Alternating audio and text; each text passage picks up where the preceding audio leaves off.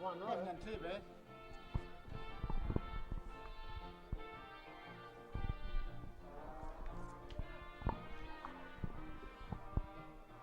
This is a bit difficult, isn't it? Can't fit in next week.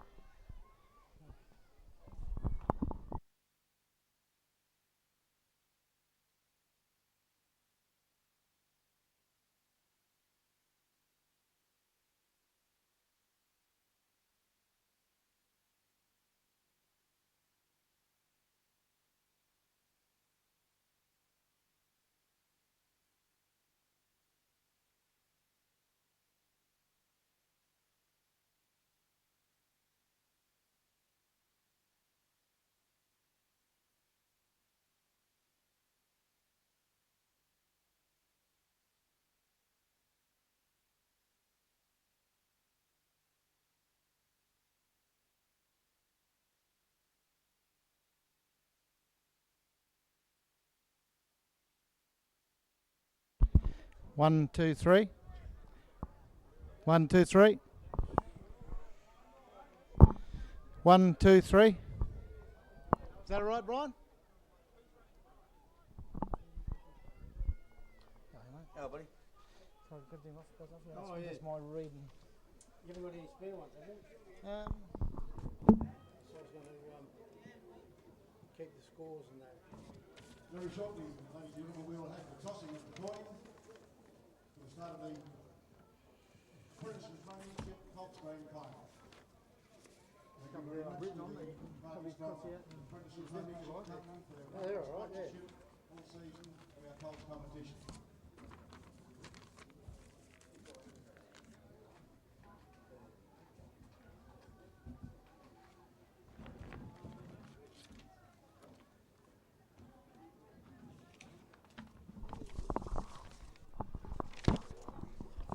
You know, the weather's gone well for us today. Beautiful, mate. Took me a bit of day, eh?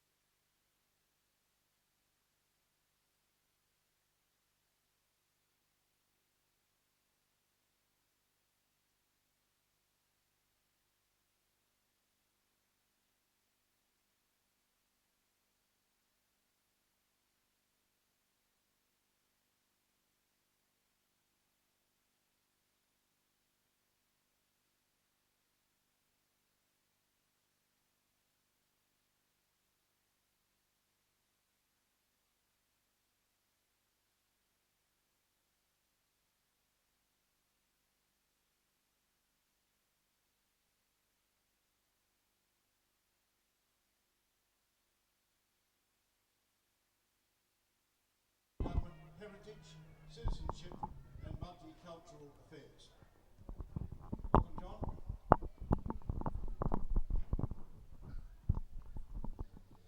Peter Franklin, John Stridge, Mike Hearn. Sorry, Mike Hearn. Let's Kirk first and then Mike Hearn. Now, who's going to toss the ball? No, they're all good. Bolt Tamer from Carey Park and is it Brad? You know, Downs Frank from Lester Curb. Worse Eaton than bloody Boomers. Lou. Good luck, boys. What's he doing? Eaton the call. I'd have Bruce on board. Yeah. And it's a hit. So Eaton Boomers have won the toss and the will name of that kick street it this in? to the Right? Mary Street Kicking down ground there, for the yeah. first goal. Mary Street and Halsey. 2008 Colts Grand Final between the Eaton Boomers and the Carey Park Colts. Beautiful day we've got today after yesterday's rain, and the players have just got themselves into position for the start of the game. Eaton Boomers have won the toss and will be kicking to the left of screen, or the Mary Street end of the ground, while the Carey Park players will be kicking to the Halsey Street goal towards the right. Umpire Franklin will throw the ball up in the middle of the ground, and we're just about ready.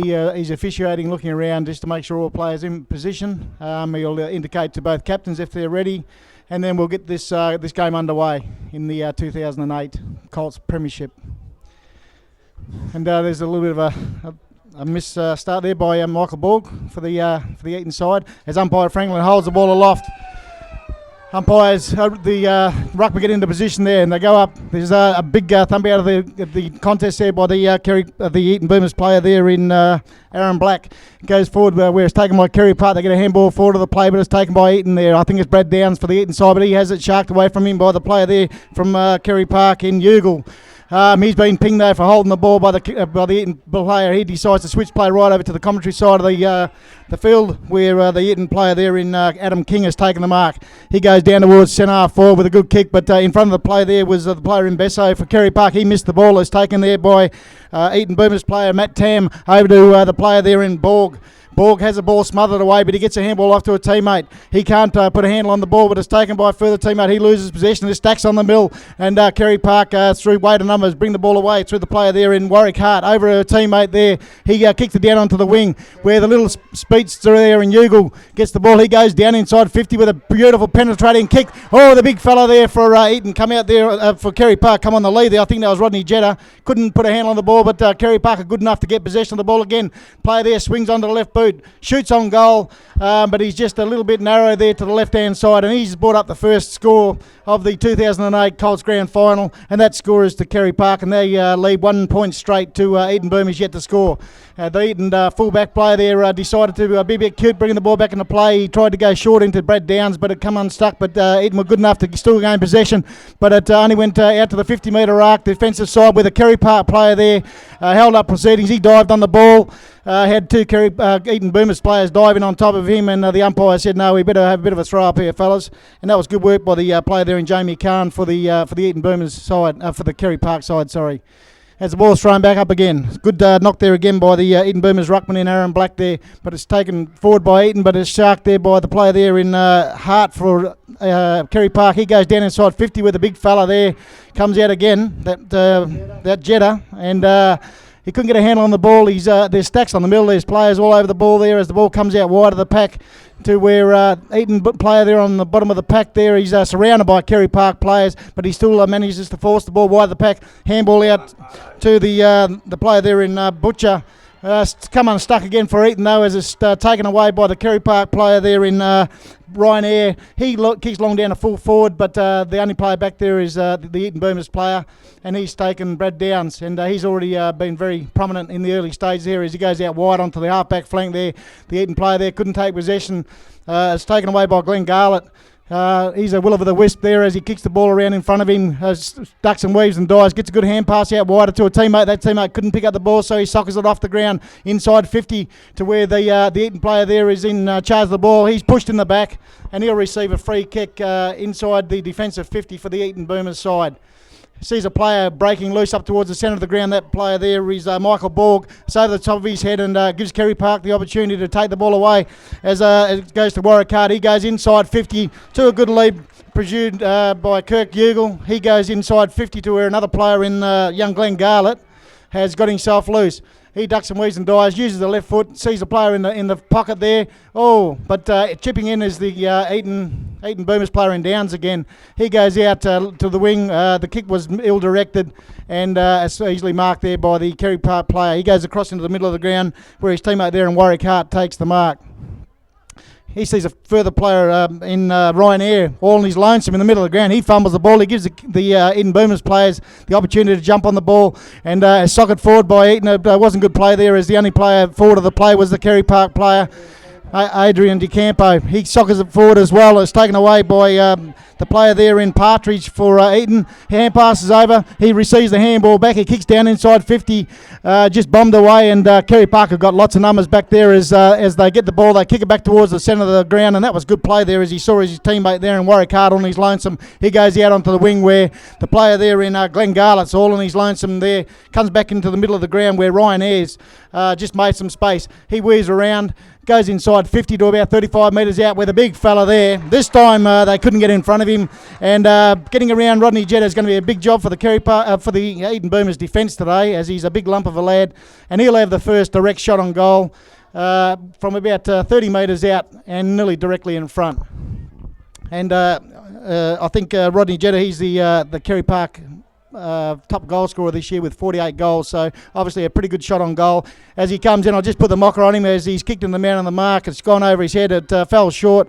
Carey Park player down there at full forward has taken the ball. He's wrestled to the ground straight away by the Eaton defence, and the umpire down there has said, give it to me, fellas, and I'll throw it up.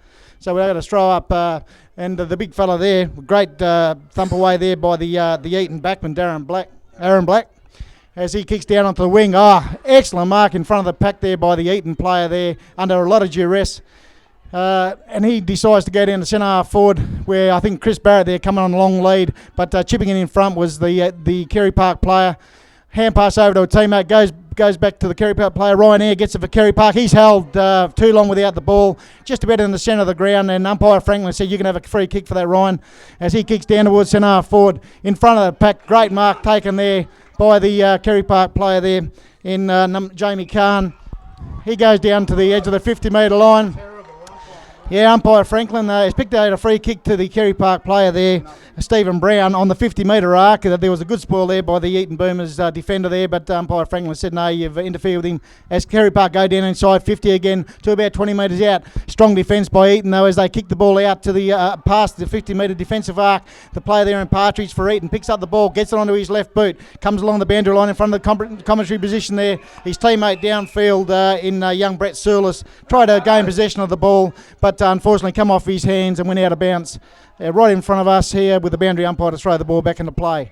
And after a promising early start from Eaton, Carey Park have had most of the ball since then, as it's knocked forward of the pack, taken by Carey Park through a chain of handballs. They get it over to the young fellow there in Fabian Hart. He goes down to the 50-metre arc, attacking arc, taken by his teammate there in young Dylan Garlett.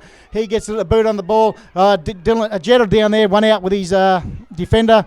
Comes off hands, scouted off the pack by the young fellow there in Ryan Eyre for the Carey Parks. Kirk Ugle. I've got Ronnie Bazzo here, and he reliably informs me it's Kirk Ugle has taken that off the pack, front and centre. He chucked it on the left boot, and he's slammed it straight through for Carey Park's first goal of this grand final. And they move on now to 1-7, and they lead the Eaton Boomers, who are yet to score. And Eaton got to tighten up there in the back line. A lot of these little fellas for Carey Park are getting a fair bit of loose space there and getting front and centre. And one thing about Rodney Jetta is that if he can't mark the ball, he will bring it to ground. And it was well read there by the little fella in Kirk Ugle, and he made no mistake. As it's thrown back up in the middle of the ground there, the ruckman there in Aaron Black for Eaton wins the toss again, taken by his teammate there in Borg. Borg tries to get a handball out wide of the pack to his teammate out there in Catalano. He has to handball the ball forward of the pack, but through no weight of numbers, the player there for Carey Park in Besso, he got the ball forward, handbasted straight to the Carey Park to the Eaton Boomers player. He was taken to ground by the Carey Park defender there, and the umpire again will have no other alternative but to throw the ball up. As Black once again wins the tap, but it's taken away by Glenn Garlett from Carey Park. Goes over to the Eaton Boomers player there in Matt Robson. He kicks it forward to the play, but only as far as Fabian Hart there. He goes forward with a short kick to another player there. Ronnie, that's Ryan Eyre. As he goes down inside 50, the Eaton Boomers player there in front of the pack thumps the ball away, stacks on the middle there, ball comes loose. It's taken there by Glenn Garlett. Hand pass, a good hand pass over again to Ryan Eyre, I think it is, that goes up to full forward. Eaton Boomer player in front of the pack decides that it's better to tap it over rather than keep it in play. And that player was Wallum. Yeah, James Wallum. He got a big job down there, James Wallum, today on the big fella in Jetta, as Eaton Boomers bring the ball back into play quickly and they get it up onto the wing. But the Kingies let them astray at the moment, as they're not hitting their targets, but they managed to get it across in the centre of the ground, where once again they've missed their target. It's taken by Brown for Carey Park. He has a player very loose just outside of the 50-metre attacking zone, and that player has decided to go back and have a look for a lead. It's young... I don't know who that player is down there, as it goes inside 50 again. Carey Park have picked the ball up, kicked it down to the edge of the 10-metre square, and it's that little fella again in Kirk Ugle, who's marked on the edge of the 10-metre square. And Steve Brown it was for Carey Park that passed that ball over to Kirk Ugle. So good play there again by Carey Park. They're actually doing very well down there in the forward line, as Kirk Ugle comes in, slaps it straight over the top of the goal umpire's head, and he's put on the second goal to the Carey Park side, as they now move on to 2 goals. That would be 14 points, and they lead the Eaton Boomers yet to score. And Eaton have just got to tighten up a bit. They certainly aren't hitting their targets as they try to come out of defence, and Carey Park are capitalising on that. And their little fellas are actually cutting Eaton to ribbons at the moment. Glenn Garlett and the little fella in Kirk Ugle. Good play there again by Steve Brown there. He saw a target inside 50, on the edge of the square, and he made no mistake. As it's thrown up in the middle of the ground. The big fella there in Adam Black, I think he's won every knock so far as he gets it forward. His teammate there in Matt Tam tried to force the ball forward again. As he gets it inside 50, we've got Chris Barrett comes out, misses the ball, but he's got a teammate there at the fall of the ball in Brett Surlis. He puts it onto the right boot. He's well wide of the target, and he's just managed to scrape it inside the right-hand point post for a point to the Eaton Boomers, and that brings up their first score for the quarter as they move on to 1 point, and they trail the Carey Park side 2-2. Carey Park have brought the ball back into the left back pocket where the player there in Stephen Brown has taken a good mark for them. He comes right along the boundary line there, and he found his teammate in DeCampo. DeCampo quick to play on as he sees a teammate in young Glenn Garlett there loose. He fumbled the ball, gives Reece Partridge for the Eaton Boomers the opportunity to come in and take the ball. He pushes the ball forward, but his teammate down there couldn't take possession of the ball, and Carey Park easily bring the ball out of defence. As through a couple of bounces, they come out onto the centre wing. Player there in Jamie Kahn. Good hand pass back to his teammate there in Glenn Garlett. He thought up here that he'd gone out of bounds, but the umpire said play on as it's taken by Ryan Eyre. He goes down to centre half forward where another good mark's been taken there by Jamie Taylor. He goes back up inside 50 where he knows the big fella on Jetta's up there. The umpire's played a free kick. I'm not sure it's going. Yeah, it is. It's going to the young fella there in James Wallum, who's doing a very good job on Jetta at the moment because he's taken front position and he's forcing Rodney Jetta to make some mistakes, and he's come away with a free kick there. So on the left back pocket for the Eaton Boomers side, he's taken plenty of time here. He's not just going to give the ball away, which is good, as he goes across ground. Kicks the ball to centre half back where the little fella there in Brett Surlis has made good ground. He takes the mark on the defensive 50, sees a player up there on the wing, all on his lonesome.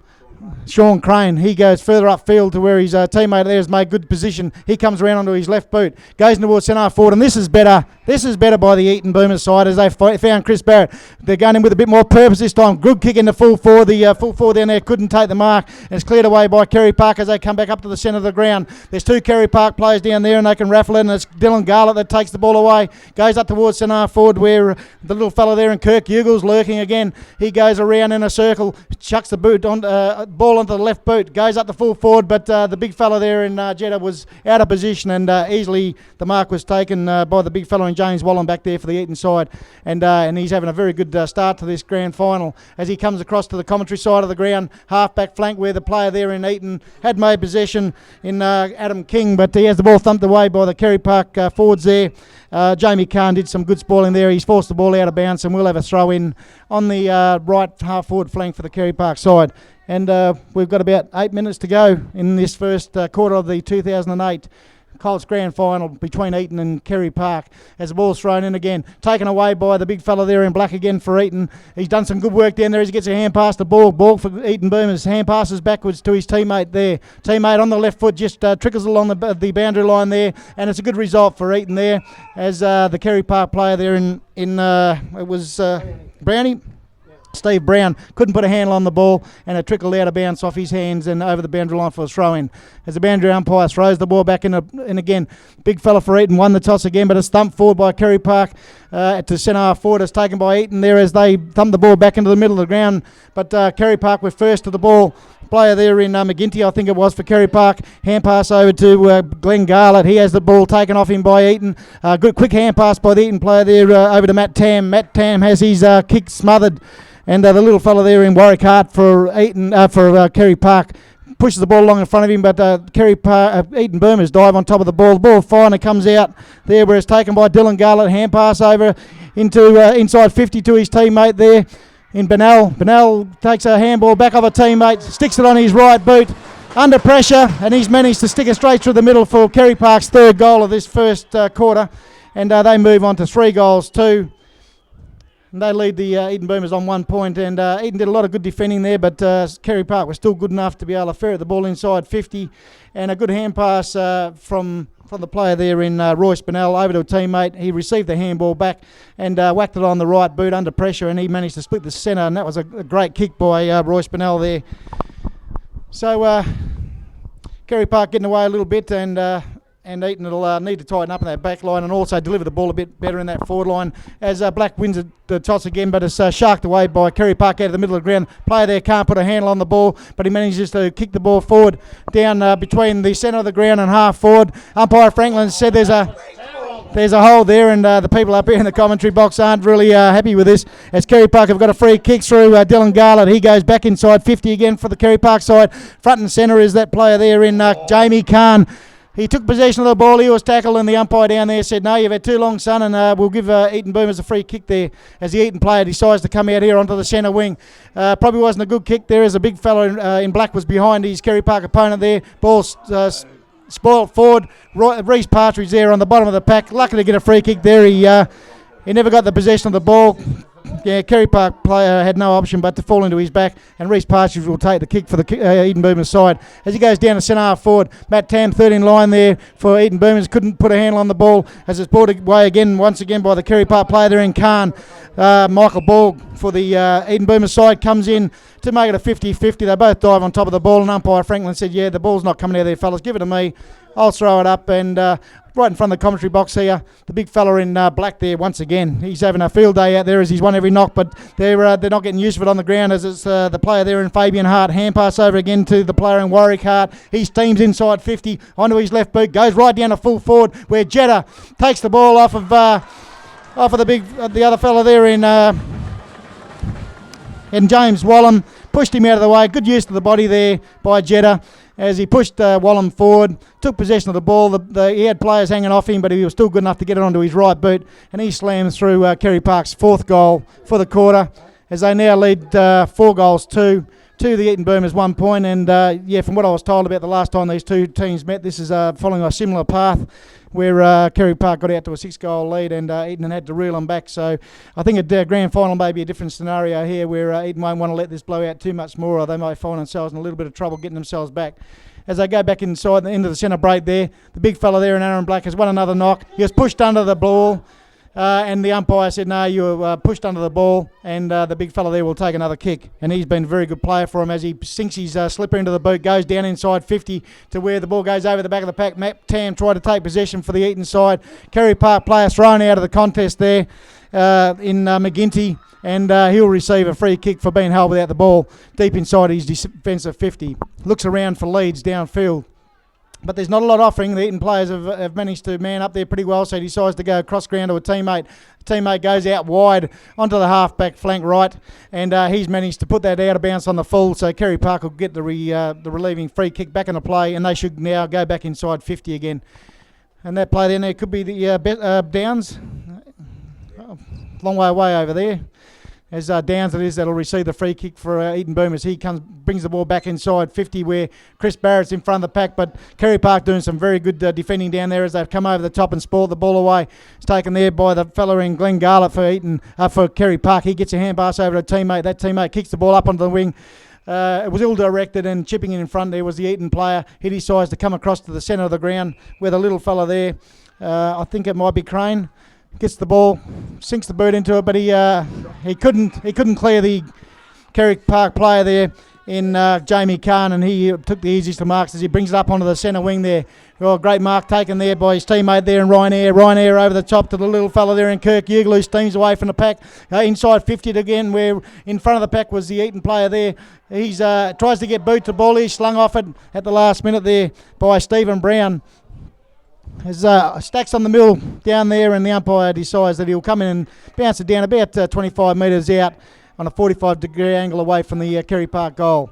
As the umpire throws the ball back up again. Oh, beautiful knock there by the Eaton ruckman there, as he was taken out of the contest at the ruck knock, and he's got a free kick for being held without the ball as he comes out onto the half-back line where young Michael Borg has been doing very well this quarter too. Takes the easiest of marks. He looks up onto the wing in front of this commentary position here where Reece Partridge in front. He has the ball beautifully spoiled away from him by DeCampo. In front of the pack, it's the Eaton player there. Oh, that's a terrible decision by umpire Franklin as the young fellow there for Eaton in Kieran Butcher was pinged for a one-handed disposal, but he didn't dispose of the ball as Carey Park were able to get the free kick. They've taken it back down inside 50 again, where the little fella down there in Warwick Hart ducks and weaves. He has the ball stripped away from him. Eaton Boomers player takes the ball through a chain of handballs. They get it out wide onto the wing where Brad Downs, cool, under pressure, kicks it down to where the big fella there in black steams towards the 50-metre attacking arc, goes down towards Chris Barrett, but he's under the ball. Carey Park there try to clear the ball. They're thrown off the ball there, but they do manage to clear the ball away as they just come outside of 50 to where it's that player in Fabian Hart. He goes up onto the wing where they've got another loose player there in Warwick Hart. Warwick Hart sees a player loose in the middle of the ground there, and that player is Stephen Brown. He looks around for Leeds inside 50 as he kicks the ball up and under to centre half forward. There was a good, nearly a strong mark taken in front there by the Carey Park player. Gets a handball away, but it's thumped away by the Eaton defence. Out wide where Reece Partridge soccers the ball off the ground. Great play there, Reece Partridge, as he couldn't pick up the ball. He now decides he's going to do the shepherding for his teammate to give him a clear run at the ball. And that Carey Park Eaton Boomers player ridden into the ground close to the boundary line. And that's a good decision as he was taken forward. And the player there in Sean Crane will take the free kick for the Eaton side as he goes up to centre between centre and centre half forward for the Eaton side. And the big fella there in Aaron Black, who's having a stellar quarter, marks the ball, goes in towards centre half forward, and Chris Barrett once again, he got a terrible bounce there. The ball bounced wide of him. And it's the Eaton Boomer player there that was taken high around the neck. And that player there is Michael Webster. And just outside of 50, decides to go long to a lead from his forward there. But chipping in front is the Carey Park player, who sees the teammate further running up for him up ground. That player was Glenn Garland. He took the mark and immediately he's off as he goes around two Eaton Boomers players, gets the boot on his left boot, goes down towards centre, just forward of the centre for the Carey Park side, but a sport forward where Eaton run onto the ball. They terrible kick there as that Eaton Boomer player comes across the centre of the ground where Chris Barris had to come right up to nearly the centre to get a kick as he goes out wide, and Brad Downs, the captain's found a lot of space out there on half forward for the Eaton side as he goes down into the pocket. Matt Tam runs onto the ball there. He's taken a good mark in the right forward pocket for the Eaton Boomers side, and this is probably going to be their first really deliberate shot on goal as Matt Tam, from only about 15-20 metres out on a very severe angle in the forward pocket, comes in and he will shoot on goal. Puts boot to ball, the umpire gets right under it, it's shallow to the right hand side, and he's brought up Eaton Boomers' second point for the quarter as they move on to 2 points straight. They trail the Carey Park side 4-2. And we're just about out of time in this first quarter as Carey Park have brought the ball in short, and they've marked in the left back pocket. They decided to switch play over to this side of the ground, the commentary side of the ground, where the player there in Jamie Calm was on his lonesome. He couldn't put a handle on the ball. It's forced wide towards the boundary line, but it's just kept in there.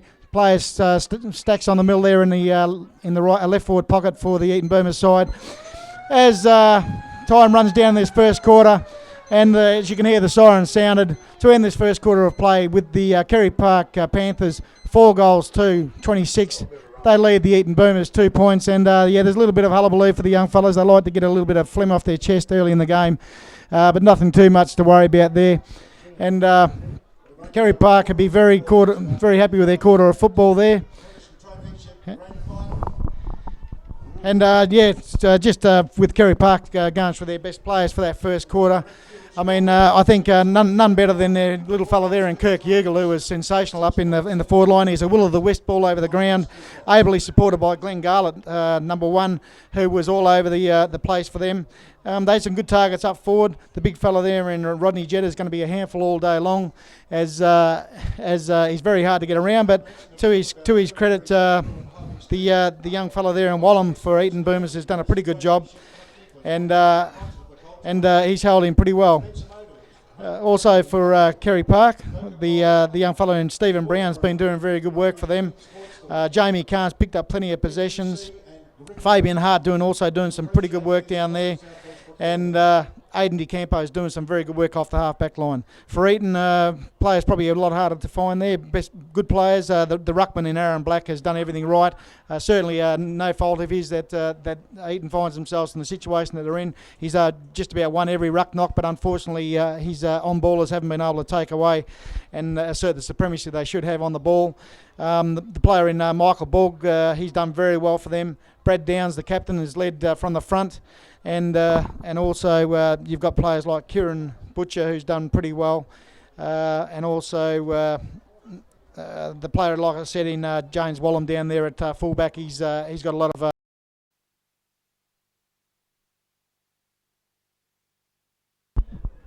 and back for the second quarter of the 2008 Colts Premiership or Grand Final between Carey Park and the Eaton Boomers, as the second quarter is about to get underway, with Carey Park leading 4 goals to 26 to the Eaton Boomers 2 points straight. And I'm sure there would have been some stern words from young Jason Reeve from Eaton Boomers to his players there, as they'll need to get themselves organised for this second quarter. As the umpire comes in, he's ready to throw the ball up. This quarter, Eaton will be kicking to the Halsey Street end of the ground or to the right of your screen, and Carey Park will be going to the left-hand side, or the Mary Street end, as it's taken away out of the centre of the ground by Carey Park as they kick it down towards centre half forward. Over the back of the pack, the Carey Park players slapped the ball on, but it's taken by the Eaton Boomers as they come up onto the centre wing in front of the commentary position there. Eaton player there was nearly taken out in young Gino Catalano, so it's taken by Carey Park as they handball the ball forward to the play between the centre and centre half forward. Taken there by the player there in young Besso. He has the ball stripped of him and it's taken away by the Eaton Boomers player, who slaps the boot onto the ball. And he's kicked it out of bounds on the full. That player for Eaton was the young fella there in Michael Webster, and it was kicking the play by young fellow in Jamie Kahn over to his teammate there in Peter McGinty. He goes down to centre half forward, where it's stumped away by the Eaton Boomers defence. Taken in the middle of the ground by the little fella there for Eaton Boomers there. He has the ball stripped away as it's kicked down towards centre half forward, where no one can put a handle on the ball, and Glenn Garlett says, well, look, I'll show you how to do it, fellas, as he takes the ball away. He off a handball, but he couldn't, as he ended up having to kick down towards centre half forward. The only player back there is the Eaton Boomers player there in Michael Gibbings, I think it is, down there. He kicks the ball up and under towards centre half forward. The Eaton Boomers player, Michael Borger, was stuck under the ball. That allowed the Carey Park defence there to come in and spoil the ball away, as it's in the middle of the ground there. And we've got a player down here in the middle of the ground, and the umpires haven't seen it yet as play goes on. And it's that player in Partridge there taken to the ground for the Eaton player. He's good enough to get a handball away to his teammate there in Webster. He got a kick forward to where it has been marked by the Eaton side there, but the umpires have finally realised that we've got a player down here just wide of the centre circle, and they have blown time now while we get this player off the ground. I don't know what happened there. I didn't see the incident, but obviously there was a Carey Park player there that has been injured, as players decide to come in and have a bit of a chat about things while this injured player is removed from the ground. He's holding his knee up. He's holding his knee up in the air. I don't know whether he's got any injury or whether he's just been collected in a contest there, and he's just a little bit concussed. But he is conscious, and they will take him off the ground. So both teams, while this is happening, have gone into a little bit of a cluster. The Carey Park side between centre and half forward, and the Eaton players are meeting in the middle of the ground.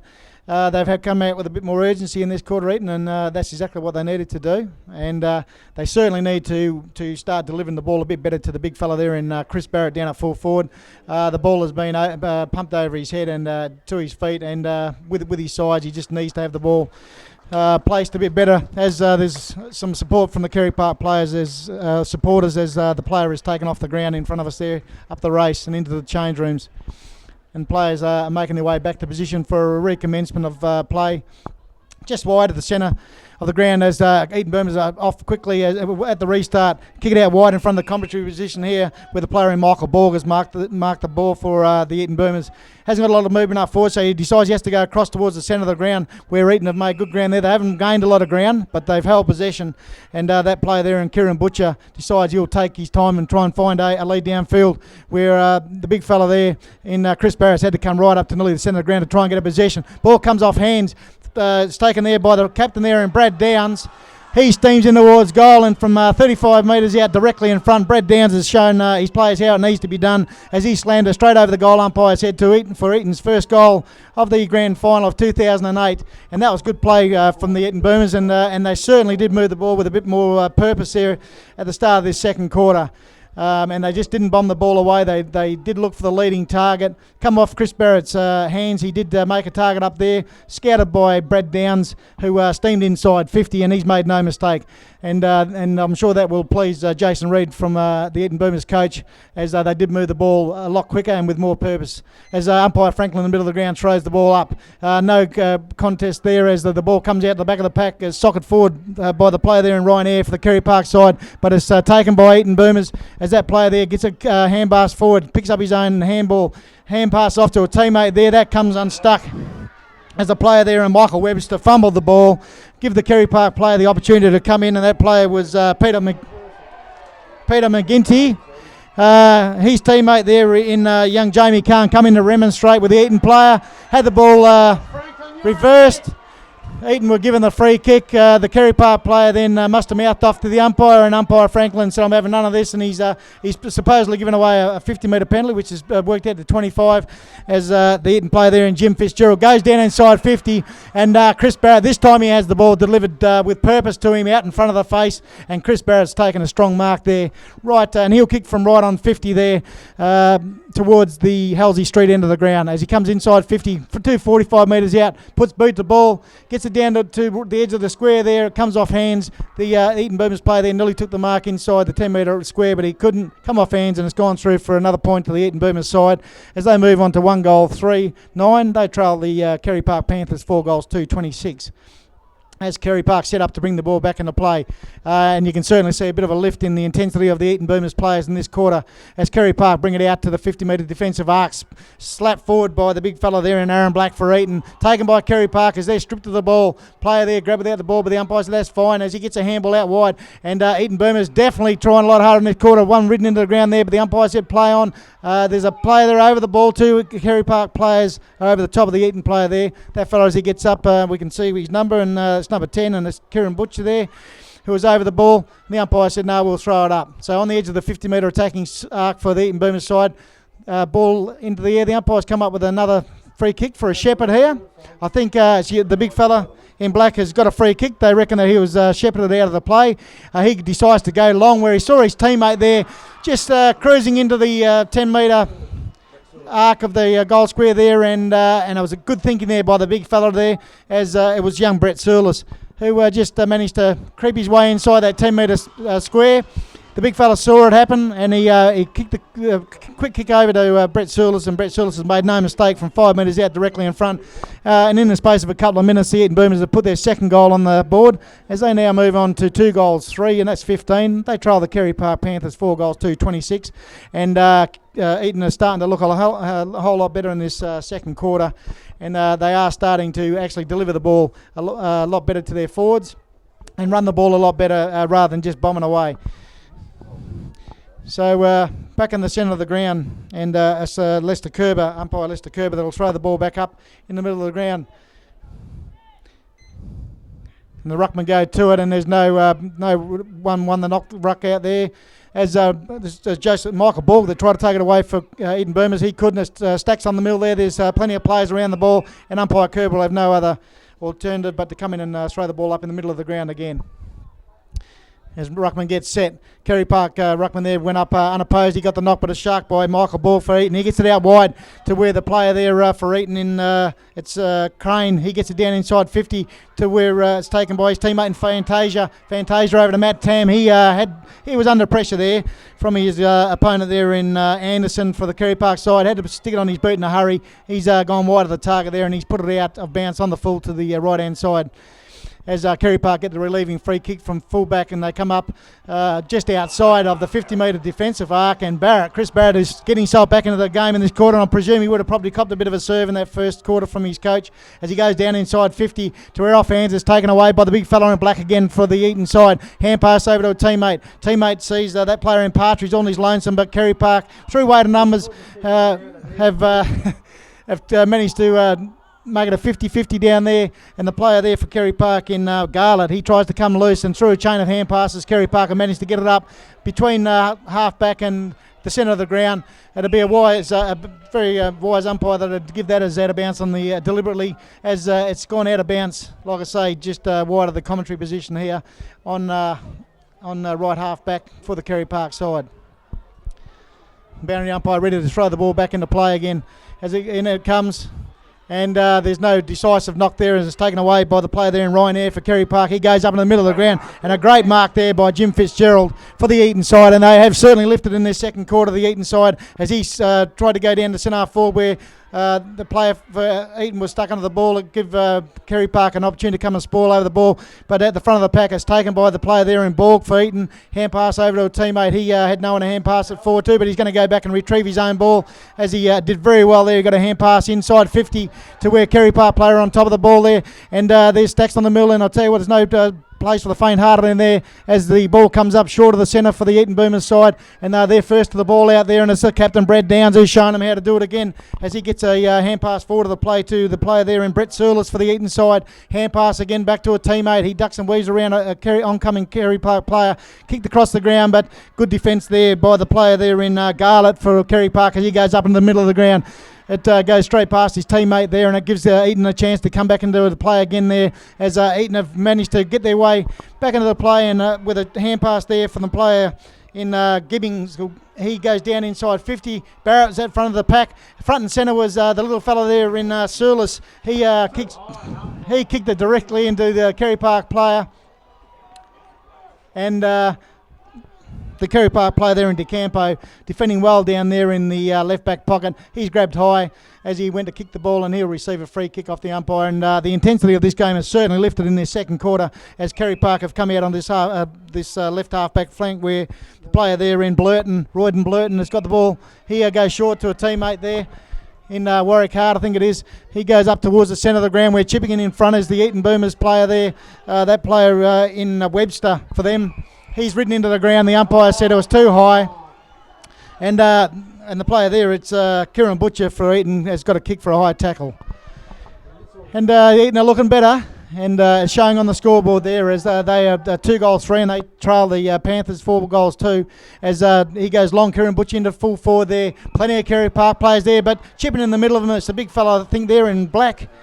And I'll tell you what, this young fellow has played a blinder of a game so far. He's been in everything, and all I could see there was Carey Park jumpers, and the player that came out with the mark in the middle of him was the big fella in black, as he'll come in from about 45 metres out on not too much of an angle to worry about, and he'll endeavour to put Eaton Boomers' third goal on the board as he moves in deliberately, has a couple of stutters, puts boot to ball. He hasn't allowed for any breeze that's out there as it goes off to the right-hand side. He's managed to scrape it in for a point to the Eaton Boomers side, and that is probably a goal that they desperately needed, which they haven't got. And the big fellow will be dirty on himself that he missed that one. As the Eaton Boomers now move on to 2-4, I think that is now 16. They trial the Carey Park side 4-2, 26. As Carey Park have brought the ball back into play quickly, where a mark's been taken by Peter McGinty. He kicks out wide towards the commentary position here where he's got a player on his lonesome in Warwick Hart, and he's having a blinder of a game as well. Onto the left boot where he sees his team in upfield. It falls short of that player, but he taps the ball forward to the play, gets a handball. That player in Jamie Taylor over to a teammate, comes back to Jamie Taylor again. He gets onto his right boot, can only kick short, and is sharked away by the Eaton player there in young Michael Borg. Over to a teammate in Kieran Butcher, over to Partridge. Partridge goes back inside 50 again with a long kick over the back of the pack. It goes. Carey Parker defending stoutly down there as they come through the pack. Player taken high, but he ducked into the tackle there, and I think the umpire has said that he did. And that was good decision there by the umpire as the Carey Park player tried to shrug a tackle and actually ducked into the tackle. The big fella there, Black again, won the knock. His teammate there is taken high. And as you can tell, we've got a couple of people up here in the commentary box who weren't happy with that decision, although the Eaton Boomers players and supporters and coaching staff will be quite happy with that. As the player there it's Matt Mummy, will go back from about 35 metres out when he kicks, 40 metres out when he kicks on a 45-degree angle. As he puts boot to ball, and I tell you what, it's straight. I don't know whether he's got the distance. He hasn't, as the Carey Park defence here have thumped the ball forward. It was taken off hands by Eaton Boomers. They kicked on goal, but it was touched on the way through, and they've managed to put their 5th point on the board for the day as the Eaton Boomers now move on to 5-17. They trail the Carey Park Panthers 4-2, 26. As this ball quickly back into play by Carey Park again, and they're under siege at the moment by Eaton Boomers. I think there might be Bradley Downs there again. Carl Fantasia, as he gets a handball across to teammates across to the big fella there in black. He's lined up on goal. He seems to be happy with it as he thumps his fist into the air. His teammates are happy with him as they come in, and there's a lot of high fives as the big fella there in black has put on Eaton Boomers third goal for the quarter, and they've now moved on to 3 goals 5. They trail the Carey Park Panthers 4 goals 2, and we certainly have got a game on our hands here at the moment. And from what I've been told, it seems to have ramifications of the last time that these two sides met, when Carey Park got away to an early lead and were pegged back by the Eaton Boomers side. And the big fella there in Aaron Black is having an absolute blinder of a quarter, and he's been ably supported now by a lot of the little fellas for Eaton Boomers that are doing a lot of good work to get it down to him. As umpire Franklin throws the ball up in the middle of the ground. Up there is Matt Robson for Eaton Boomers side. He got the ball slapped forward. He gets it over to Butcher, who's having a bit of an influence at the moment. It's back inside 50 for the Eaton Boomers side again, where Carey Park are under pressure there. They're fumbling the ball there. Carey Park player over the ball there. He gets it out wide to a teammate. He puts it on his right boot. Didn't realise he had more time than what he thought he had. As Butcher again takes the ball for Eaton Boomers side out wide to his teammate who fumbled the ball there. That was Corey O'Connor for the Eaton Boomers side. He went inside 50 to where Partridge, who's having a bit of an influence in this quarter too, gets the ball, kick around the corner, but in front there the mark was taken by Brandon Anderson for the Carey Park side. He went to centre forward, and that was a terrible kick. There was 2 Carey Park Eaton Boomers players there to 1 Carey Park, but mind you, Bradley Downs for the Eaton Boomers side has given the ball away as he's kicked inside 50 and kicked it directly to Glenn Garlett for the Carey Park side. As Glenn Garlett goes out onto the wing, Matt Robson out there for Eaton Boomers nudged his opponent there under the ball, and he's taking the easiest of marks. He goes down out inside or just outside the 50 metre attacking arc for Eaton. Players taking the mark there, goes inside 50 where another Eaton player there on a strong lead has taken the mark, and he's marked about 45 metres out on not much of an angle as he decides to get the ball to boot quickly and get it down to the edge of the square. And that probably wasn't a good option at the time because there were 3 Carey Park players to 1 Eaton player down there. He probably should have gone back and waited for a better target. Ball's come off hands and has been pushed through for a force behind to the Eaton Boomers side as they now move on to 3 goals 6. And they trail the Carey Park side 4 goals 2. So 2-point difference now, and a complete turnover in this second quarter as Eaton have brought the ball back into play through a couple of quick kicks. And at centre half back there, it's the play there on Ryan Eyre, I think, for the Carey Park side, has got up onto the wing. Very good mark there taken by Carey Park. I think it might be Jason Winwood there as he goes down forward to the centre between centre and half forward for Carey Park. Taken away though by Eaton as they kick it up to the centre of the ground again. Strong mark taken by an Eaton player there as he goes down towards centre half forward. Unfortunately for them, the Eaton player there fell over, allowed Carey Park to come in and take possession, and through a chain of handballs they get it out wide onto this wing to where the little fellow in Kirk Ugler, who's been a lot quieter this quarter, he goes down to... He goes down inside 50 to where the big fella in Rodney Jetta, yes, I did see it from here, he actually nudged his opponent there in Wallum under the ball, took the mark, but the umpire said no, and Wallum's got the kick, kicked it out to a teammate out on the half-back flank there. Oh, get out, Franklin! And that player was young Sean Crane. He got it up onto the wing where his teammate there in Gino Catalano took the mark. He was dealt with after he'd taken the mark. Everyone thought it was fair, but umpire Franklin didn't. He's given away another 50-metre penalty and taken young Catalana down towards 50-metre arc.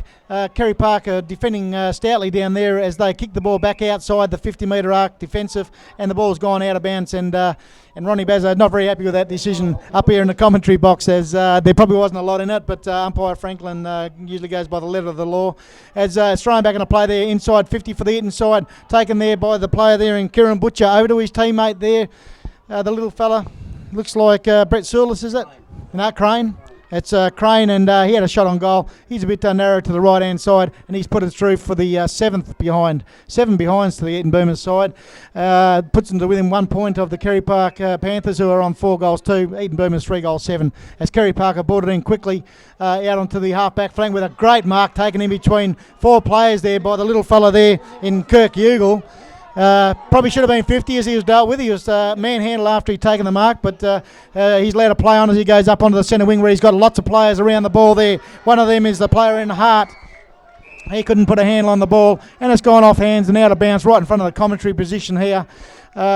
With like I say, we've got a game on our hands here as the Carey Park Panthers 4 goals 2 lead Eaton Boomers 3 goals 7. A 1 point game here in the 2008 Colts Grand Final. As ball's thrown back into play. Big fella there on for the Eaton Boomers in Michael Russell. He got to the front of the pack where the Eaton player there is thrown to the ground. He's got 2 Carey Park players on top of him, and umpire Franklin said the ball's not coming out there, fellas, and I better throw the ball up. As umpire Franklin throws the ball up, This thump forward there by the big fella there in Robson, I think it was, gets it forward of the pack to Butcher. Butcher down to centre half forward, where his teammate there in Fantasia's run onto the ball, or trying to run on the ball. He was grabbed without the ball, and that's a fair decision by the umpire there. He was pushing along in front of him, but he was grabbed and retarded, and Fantasia he probably will just try and centre the ball here. He's outside of 50 on the right half forward flank as he goes down inside 50. Probably not a good option as the Carey Park defender there filled the gap, and he dives in on top of the ball. Ball's thumped out wide to where the first player back there is the Carey Park, is the Eaton player in young Crane. It was Sean Crane. He went across, centred the ball to the top of the square, and the Carey Park the Eaton player there has been paid the mark. And that was a strong mark down there. I'm just waiting for him to turn around, and I might be able to get an idea off the. Yeah, we're no one up here in the commentary box knows who it is at the moment, but it could be Matt Tam. I think it's Matt Tam down there at full forward. That's taking the mark right on the edge of the 10 metre square down there for the Eaton Boomers side, and you would think that this is probably going to put Eaton in front for the first time today, as Matty Tam moves in from only a matter of metres out, slaps the ball straight over the goal umpire's head there. His teammates come in and congratulate him, and for the first time today the Eaton Boomers have hit the front as they now move on to 4-7, and they lead the Carey Park Panthers 4-2. And you wouldn't have read that the game could change this much in a space of 1 quarter, as Eaton Boomers have managed to turn the game completely around in their second quarter, and a good goal there to the young fella in Matt Tam as he slid it straight over the goal umpire's head. The ball's been transferred back into the middle of the ground, and we've certainly got game on here where it's now Eaton Boomers have got a 5-point lead in the 2008 Colts Grand Final. As the umpire comes in, throws the ball up in the middle of the ground. Big thump forward by the player there, and I think it's Robson. Carey Park player there, Eaton Boomer player there, took the ball. He was tackled, taken the ground, and the player there in Kirk Ugle for Carey Park will take the free kick. He goes out wide onto the wing where Glenn Garlett for the Carey Park side takes the mark. He goes down inside 50 to where Kyle Tapper has run onto the ball. He pushes the ball along in front of him. Eaton defence is very strong and resolute back there now as they dive in on top of the ball. There's players all over it. I don't think umpire Franklin's going to have much chance to. Oh yeah, he's allowed it to go on, and the ball has finally come out. When it did, he decided to blow the whistle, and we'll have a throw up in the right forward pocket for the Carey Park side, and it's the first time they've been down there for a while, as the big fella there for Carey Park for Eaton, got the knock. He's ran onto it, he's taken a handball back, gets it up onto the wing where the player in Partridge is there, has made good position. He's played a very good game so far as he gets it up forward of the centre wing. His teammate there it looks like young Brett Surlis was clean bowled as the ball's gone out and over the boundary line. And it'll be thrown back into play. And certainly Eaton have lifted their ratings in this quarter. I don't know what their coach said to him at quarter time, but whatever he said has obviously worked, as Eaton won the tap there to the front of the pack, sharked away by the Carey Park side, but the umpire has picked out a free kick here, and it's going to go to, it looks like Michael Borg for the Eaton side, and just forward of the centre wing, Michael Borg will thump the ball back inside 50 for Eaton as he does so. Big fella there, and he nearly took the mark down there, and but he couldn't put a handle on it. It stacks on the middle there, and there the ball comes out free where Chris Barrett, who hasn't had much of an influence on it, gets it on his left boot, goes down to about 20 metres out from goal, but it's brought away there by the Carey Park side through a chain of handballs there. I saw Aidan DeCampo there. He got a kick up to the centre of the wing where it's taken by Stephen Brown. Over the top, he gets a handball. His teammate fumbled it, but Carey Park have managed to regain possession of the ball as they steam through the centre of the ground down towards centre half forward where there's two Carey Park players up against one Eaton player. The Eaton player wins the day though as he comes away, and that's Adam Green there for Eaton as he gets it out wide onto the half-back line to his teammate out there. He ducks around a oncoming Carey Park player, goes down towards the centre of the wing where the ball's thumped forward of the pack. Eaton have gained possession again as they go into the middle of the ground. The player there in Kieran Butcher, who's had a bit of an influence, he's got a teammate out here wide on the commentary side of the ground in young Sean Crane. He dropped the ball but had time to pick it up as he had a teammate cruising past. The hand pass wasn't good and it allowed Carey Park to come in and retrieve the ball.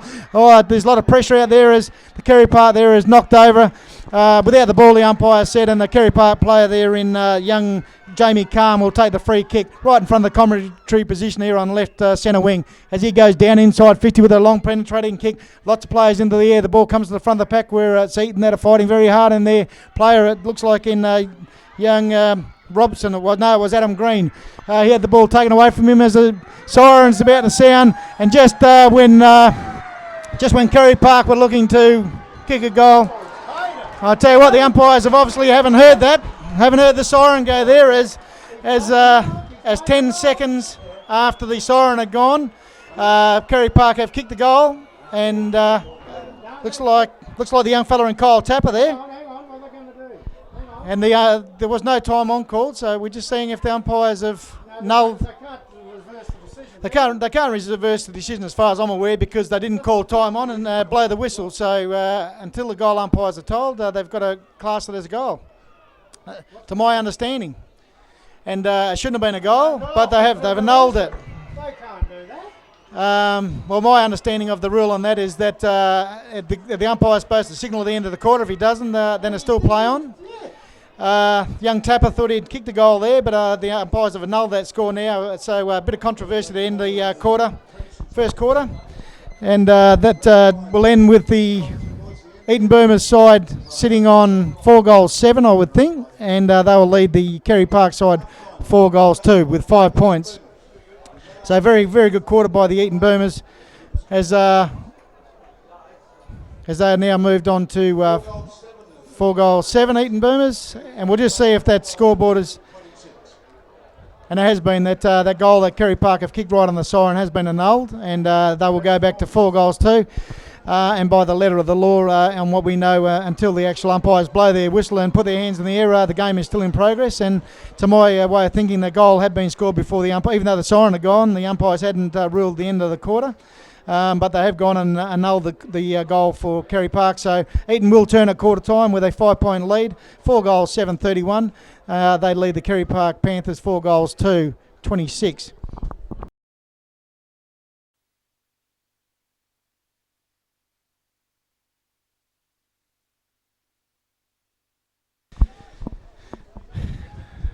Players making their way into position for the second half of the grand final here between the Carey Park Panthers and the Eaton Boomers. And first half was a good half of football there with the half-time score. Reading Eaton Boomers 4-7, Carey Park 4-2. Umpire pricks the ball up in the middle of the ground there. And that must be umpire Lester Kerber as he holds the ball aloft to get the second half underway. The ruckman go to it there, and it's Carey Park to get first use out of the middle of the ground through the agency of the big fella there in Jason Winwood. Gets it forward, picked up there by Carey Park, or endeavouring to pick up the ball there from Carey Park on the bottom of the pack there, and I can't say that player's number there. Looked like the young fella in Glen Garlett. As stacks on the middle, the umpire's got no other choice but to come in and bounce the ball up between centre and centre half forward for the Carey Park side. Umpire Kerber throws the ball back up again. No particular knock there as forced towards the centre of the ground by Carey Park side there, but it's picked up by Michael Borg for the Eaton Boomers side. Hand pass over to a teammate in the centre of the ground. Further hand pass back to his teammate there in Adam King. He kicks it out wide onto the right centre wing there. Winning in the race to the ball there is a player for Carey Park in Kirk Ugle. He gets it onto his left boot as he goes up towards centre half forward. Going back with the flight of the ball was the player there in Dylan Garler for Carey Park, but Eaton have taken the ball away. They kick it in the middle of the ground. Carey Park have got the ball. Kicked it across there to his teammate there in Jamie Kahn. He's flattened from behind by his Eaton Boomers opponent there. Kahn gets the ball. The free kick goes across ground to where Warwick Hart gets it for the Carey Park side. Goes down inside 50 to where it's smothered away there by the Eaton Boomers side. They get a hand pass there through Michael Borg. Over to gets a hand pass back off his teammate there as he goes out wide onto the right centre wing for the Eaton Boomers side, kicking to the Mary Street end of the ground as they get a hand pass out wide over there.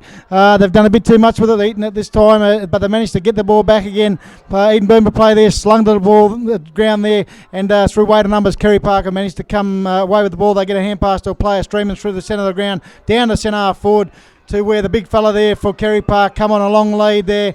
Hand over the shoulder by his Eaton Boomers opponent there. The Eaton Boomers players remonstrating. He's not real happy with that.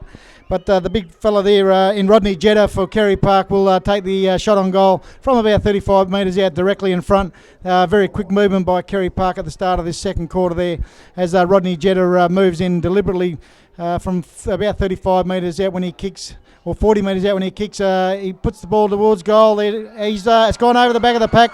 The Eaton Boomers players down there tried to spoil the ball away, but it went over the top of their heads, and young Rodney Jetters kicked the goal for the Carey Park side to open up their account in the second quarter as they now move on to... we'll wait until the scorer puts it up on the board there.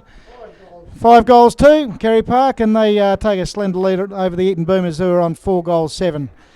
And that was good quick movement out of the centre of the ground there by the Eaton side, by the Carey Park side, as they got it down to the big fella there in Jetta, and once he clamps his hands around the ball, they're not going to go very far, and that was a good shot on goal. As the ball's thrown up in the middle of the ground again there, indecisive ruck knock there as the Carey Park players on top of the ball there. He's accosted by a couple of Eaton Boomers players, and he's been pinged for holding the ball there. I don't think he had much chance of getting that out there. The player there in Jamie Khan, and his Eaton opponent there has taken the kick. He goes down towards centre half forward to where his teammate, the big fella there in young Aaron Black, comes out with the ball. He goes across to the centre of the ground where the little fella there, I think it's Brett Surlis, gets the ball for them. Goes inside 50 with a good penetrating kick. Player there for Carey Park, for Eaton, being held without the ball. Took a long time for the umpire to make the decision, but he certainly was being held without the ball. And that's Chris Barrett, and Chris Barrett for Eaton will have a shot on goal from about, when he kicks, it'll be about 45 metres out. I'm not too much of an angle to worry about, and this may be the quick reply for the Eaton Boomers side. As Chris Barrett just about to shoot on goal. Bit of breeze there going from right to left as we look at it. As he moves in, puts boot the ball from 45 metres out, allowed for that breeze, but it stayed out right, and he's just managed to put it through for a point to the Eaton side, which takes them on to 4 goals 8. And we have the scores all tied up on the scoreboard there, as it's Carey Park 5 goals 2, Eaton Boomers 4 goals 8. So Eaton have been a little bit wayward in this game so far. And it looks like the young fella there in Nemeth for 24, Peter McGinty, for the Carey Park side, that brings the ball back into play. He goes out to the 50 metre line. The Carey Park player there was dragged to the ground around the neck. Allowed Eaton to take the ball inside 50 again, where the little fella there being held without the ball there. The umpire said play on, as his teammate there has got the ball, he hand passed it away. It's taken by the young fella there, Michael Borg. Had to put it on his left foot in the left forward pocket for the Eaton side, and slewed off the side of his boot, and has gone out of bounds on the full in Carey Park's left back pocket. And the player there for Carey Park who will take that relieving free kick will be Aidan DeCampo. So in the right full back pocket for the Carey Park side, DeCampo comes out wide with a short kick to a teammate there. Didn't gain much ground, but they've held possession, Carey Park, in the defensive 50, as that player comes up on towards between centre half back and the wing.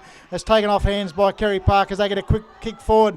Carey Park there, and Ronnie Bazzo alongside of me, not very happy there as the Carey Park player was pushed in the back, but didn't get a free kick. And ducking and weaving here is the player there in Dylan Gala for Carey Park. He's taken to the ground, and this game is starting to hot up there as Carey Park have got a kick forward, forward between the centre and the half forward for the Carey Park side. No one knows what's going on. We've got an injury somewhere because we've got a player down here on in the right forward pocket for the Eaton side. I don't know who it is. Didn't see what happened there, but we've obviously got a serious injury over there as they've stopped the game to see what's happened to this young fella. It looks like he might be clutching a leg, and we will have a short break here while the umpires go over and survey the situation. And just as Carey Park was starting to move the ball forward. And I don't know whether anyone saw what happened over there with the incident. Come on, Lester, it's up there. And Ronnie Baz are not very happy with something that's happening out on the ground here.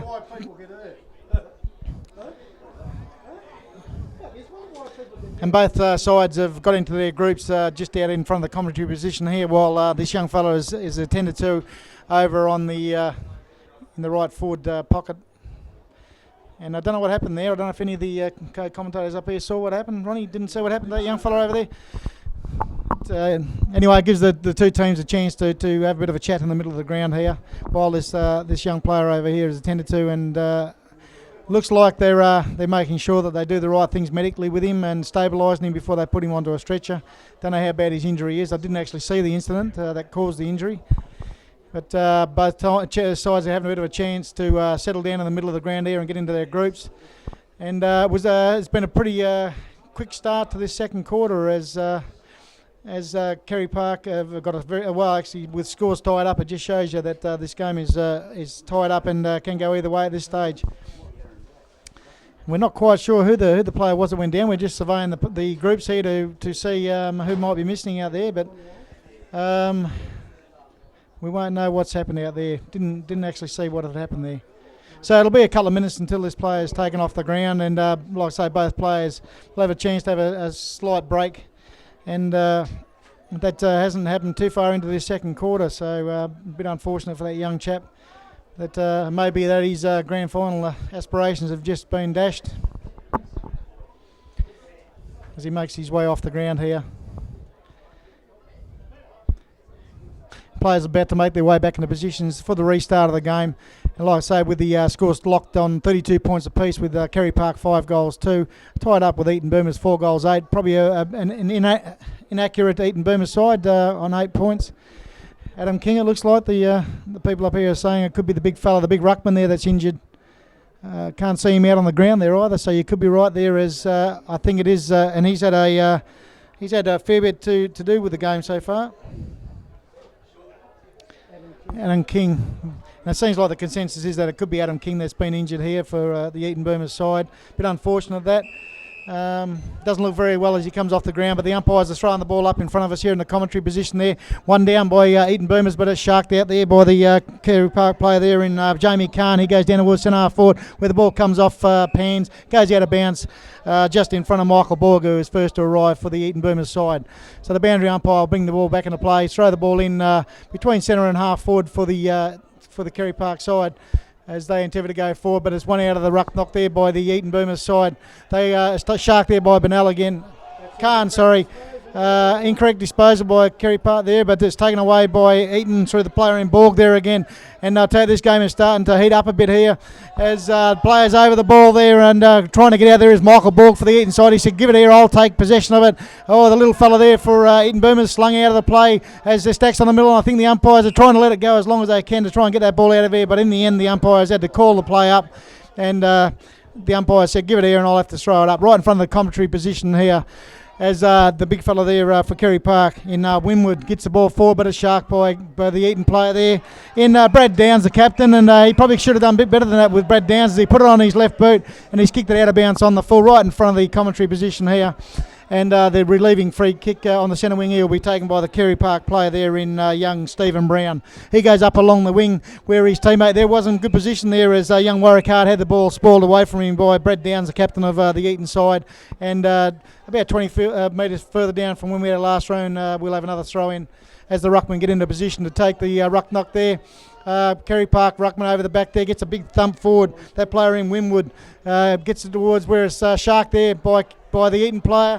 Oh, he run into a bit of trouble there. Young Sean Crane, he was dispossessed. Carey Park were given the free kick, and that player for Carey Park in young Dylan Garland, he was quick to seize on the opportunity as he said, give it here and I'll run into an open goal. And from 25 metres out on a slight angle, young Dylan Garland has slapped on the sixth goal, I think it is, for the Carey Park side there. And I tell you, he's a bit of a will of the wisp there as he didn't have to be told twice that he had the free kick. And he raced in and put it straight over the goal umpire's head for Carey Park's sixth goal as the Carey Park Panthers move on the scoreboard here to 6 goals 2.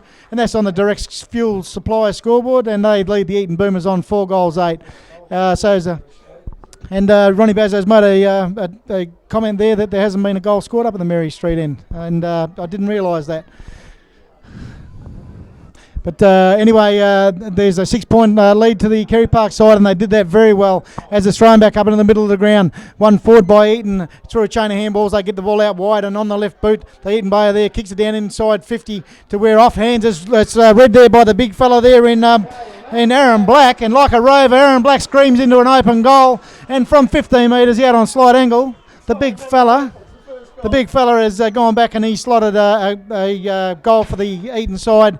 And once again, they've tied the scores up on the scoreboard as Eaton now move on to 5 goals 8, 38, and they're level pegging with the Carey Park side on 6 goals 2, 38. And the big fella there was a like a rover as he ran onto that ball inside 50, trying to settle himself and slapped it straight over the goal umpire's head down there at the Mary Street end of the ground. Umpire Franklin about to do the duties in the centre of the ground as the ball's transferred back up to him. And we've got a game on our hands here in the Colts Grand Final for 2008 with scores locked away at 30.8 points apiece here. Carey Park 6-2, Eaton Boomers 5-8. As umpire Franklin looks around to make sure that the boundary umpires are in position as he comes in ready to throw the ball up, and the big fella there is ready to go in the middle of the ground again for Eaton Boomers, and he won the toss again. It goes out wide, but it's sharked away by the young fella there in Hart for Carey Park. He goes downside 50 to where there's Carey Park players run onto the ball. One of them is the player there in Garlett. Garlett around his body goes towards full forward, but he doesn't have as much success as that Eaton at the other end, and he's put it through to the left-hand side for a point to the Carey Park side, but it does give them the slenderest of the lead as Carey Park now move on to 6 goals 3, 39. They lead the Eaton Boomers 5 goals 8, 38. As Eaton have brought the ball back into play quickly, it probably wasn't a good move there as Jason Winwood has taken a very good mark just outside of the 50 attacking zone for Carey Park. He decides to go long inside 50, lacked a bit of depth there, and there's lots of players around the ball down there. It's Wallum, it is for the Eaton Boomers side. They got the ball, quick hand pass out, it just goes out wide onto that left half back or right half back flank for the Eaton side. Hand pass off over the top to Michael Borg. Back to the Eaton player screaming down the wing. He goes down onto the wing there where another big fella there, and it's a bit too far away. It's Aaron Black there that's taken the mark for the Eaton Boomers side on the right centre wing. He's decided to slow things down until he gets players forward of the play as he decides to kick the ball long just outside of 50, and the Eaton player there was being... Another way, yes, as the Carey Park player it was that was being held without the ball. There the umpire was closer and he saw it happen there, and it looks like the young fella in Adam Green, not Aaron Green, Scott Thompson, that got the free kick there. He went out on the wing where the big fella for Eaton, hang on, umpire Franklin's picked out another free kick there. We've got Eaton and Carey Park adjudicators up here that aren't quite happy with that decision, as Carey Park have got the ball and they've gone over towards centre forward now, and on 50 metres young Blurton has marked for Carey Park. He goes to the lead of the full forward down there for Carey Park. He has the ball thumped away from him out of bounds in the left forward pocket for the Carey Park side, and this game seems to have gone up a bit of a cog in this second quarter. As the boundary umpire will throw the ball down in the left forward pocket for the Carey Park side with the scores Carey Park 6 goals 3, 39, leading the Eaton Boomers 5-8, 38. As the umpire's throwing that in, Carey Park players taking possession there. He's custard by 3 Eaton Boomers players there, dragged to the ground, and the umpire said, I've got no other alternative fellas to come in and throw the ball up. He had about 40 metres out for the Carey Park side who are into attack. As the ruckman gets set, umpire goes up, one forward by the Eaton Boomers players, taken by Eaton as they kick the ball out towards the left centre wing here. Eaton leading the race to the ball, but he gets a fickle bounce there. Jumping onto the ball is young Warwick Hart for Eaton. He loses it. It's taken again by Eaton as the player there for them, and Matt Tam goes down towards centre half forward. Good defence there by the Carey Park player there as he gets a handball forward of the pack. That player was young Warwick Besso down along the boundary line, and that was great defence by the Carey Park side as young Aidan DeCampo forces the ball over out of bounds here right in front of the commentary position here, and will be thrown back in. As the ruckman get into play there, the Eaton Boomer ruckman realised that he was all in his lonesome there. Forward, sport the ball forward, but it's taken away by Carey Park, and it's that player in Thompson for them as he kicks across the ground, but it's taken by Matt Tam for Eaton. It was a terrible hand pass, so he hand passed it straight to his direct opponent there, the Carey Park player. He kicked it forward to the centre to where there's a good contest going on there, and the young Eaton Boomers player in Gino Catalano's taking the ball there. He's grabbed without the ball, but the umpire said play on as Carey Park coming out with the ball again. Eaton, coming out with the ball. True chain of hand passes. They go inside 50 to where the player there in young Michael Webster for them has taken the ball. He shoots on goal. Ball just drifts away at the last second to the left-hand side, and it's gone through for a point to the Eaton Boomers side, and he's once again tied the scores up with Carey Park leading tied up 6 goals 3 with the Eaton Boomers 5 goals 9 as Carey Park brought the ball into play. They had 2 players out here on the half-back flank. Getting in between them was the Eaton player in Aaron Black there, the big ruckman, and he's done very well as he takes the mark and bangs it back inside 50 again to where there's a number of players down there. Chris Barrett works his way to the front of the pack. Reece Nemeth is not very happy with that decision. He thought he was pushed out of the way, but Chris Barrett, just used his brute strength there as he forced his way to the front, and he just had a bit too much strength there for Nemeth, and he'll go back from about 25 metres out directly in front. Chris Barrett makes the umpire's job there very simple as it goes straight over his head, and he's put on the 6th goal to the Eaton Boomers side as Eaton now move on to 6 goals 9 with a 6-point lead over Carey Park on 6-3. And that was good movement by Eaton Boomers as they went down inside 50 there. And Chris Barrett always presents himself very well down there. And if you get him in a 1-out, there's every chance that he will take the mark as he did on that occasion. Went back, he's always a very good shot on goal, and from 25 metres out with not much angle to worry about, he's plonked it straight over the goal umpire's head. And it's game on here at Hands Oval in the Colts 2008 Grand Final with the scores all locked up as in the middle of the ground. The umpire there in Lester Kerber will throw the ball back up. There's a taps one again by the big fella down there for Eaton Boomers. He gets the ball forward. The umpire's come up with a free kick though, and it'll go with the way of the Carey Park player down there in young Stephen Brown. He kicks it forward to centre forward, but the Carey Park players are behind their players down there, and Eaton come out in front there, and they've taken the mark there. They get it on quickly out on towards the centre wing, which wasn't probably a very good kick because there was one Eaton player onto 3 Carey Park players. A bit of help comes along now with Reece Nemeth coming out there. Carey Park player without the ball here. The umpire was blindsided there. He couldn't see it. It's forced out of bounds, and we'll have a throw in just about right in front of the commentary position here on the centre wing. And the game has lifted in intensity in this second quarter as the big fella there in black gets a beautiful knock over the back of the pack. Unfortunately, Eaton weren't able to come away with it, although Partridge gets hold of it for Eaton, sticks it on the boot, goes down towards centre forward to where his teammate in young Fantasia's taking the ball. That wasn't a very good kick as his teammates down the forward line were both behind their opposing Carey Park players, and it fell short, taken by Carey Park. He kicked out wide onto the wing, that Carey Park player. He didn't pick out his teammate, and young Matt Tam for Eaton has slotted in front of his Carey Park opponent there, taking the mark, and he bangs it inside 50 again for the Eaton Boomers side. Ball over the back of the pack. First player back there is the young fella there for Eaton in young Surlis. He couldn't get hold of the ball, and the Carey Park defenders are right back there in numbers, and they forced it through for a force behind to the Eaton side. To Eaton, sorry, and that'll give Eaton the slightest of leads as they take a 1-point lead in the game. And Carey Park have kicked it onto the half-back flank there, gone to the front of the pack where it's taken away by the young fella there in Sean Crane, over to a teammate there in Borg. He's been reasonably quiet in this quarter, but he gets a quick kick around the corner to Barrett. Barrett onto his right boot, and he's just scraped it inside that right goal post, and he's brought up full points to the Eaton Boomers side as they now move on to, it looks like 6-10, 7-10, and they lead the Carey Park Panthers 6-3. And they're getting a little bit of a lead there now, Eaton, as that was good play there by him as they went down inside 50, and the big fella there in Barrett got the ball come around onto his right boot, and he slammed it straight through for the Eaton Boomers' 7th goal. And with 13-point lead now to the Eaton side, and they're just getting a little bit of a break there, and a lot of that's to do with the dominance that the big fella there in the middle of the ground as it's up in the middle of the ground. The big fella there in black won the top again, but Carey Park endeavoured to bring the ball away. Bad hand pass there and a bad bounce there for the young fella there in Garlett, but his teammate's good enough to pick up the ball as he goes down inside 50. There was some wrestling done there, and I tell you what, I think that was a bit ticky-touch with as both players were using their strength to try and out-wrestle the other, but it's the young fella there for Eaton and Gibbings that's come away with a free kick. He went out onto the half-back flank right to where his teammate's taken the mark. He sees a player upfield cruising onto the wing position, the big fella there in Michael Russell, but he fumbled the ball there, giving Carey Park an opportunity to get back into the contest. And Carey Park were just about to break loose, and the umpires decided, Lester Kerber that is, that he'll throw the ball down between half-back and the centre of the ground for... and Ronnie has told me that Lester Kerber's the one with the hat on.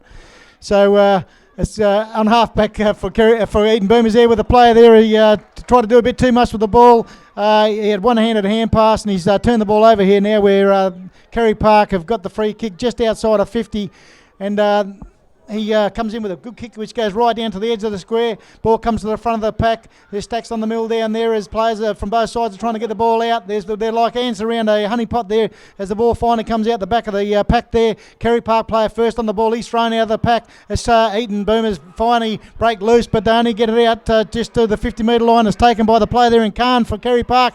He goes back inside 50, straight over the top of the Eaton Boomers defenders down there, and he's posted the Carey Park 7th goal. as they move on to 7 goals 3. They trail the Eaton Boomers 7 goals 10, and that was good play by the Carey Park side there as they held that ball in there, and the player in Khan got the ball just inside his 50-metre attacking arc. He whacked the boot on the ball and it cleared all players in the 10-metre square there and went through for a goal. That was a very good goal to the Carey Park side. So Eaton with a 7-point lead here in the second quarter, and it's gone back to the middle of the ground where umpire Kerber it is. That'll come in and bounce the ball down. As Ronnie said, the one with the cap on.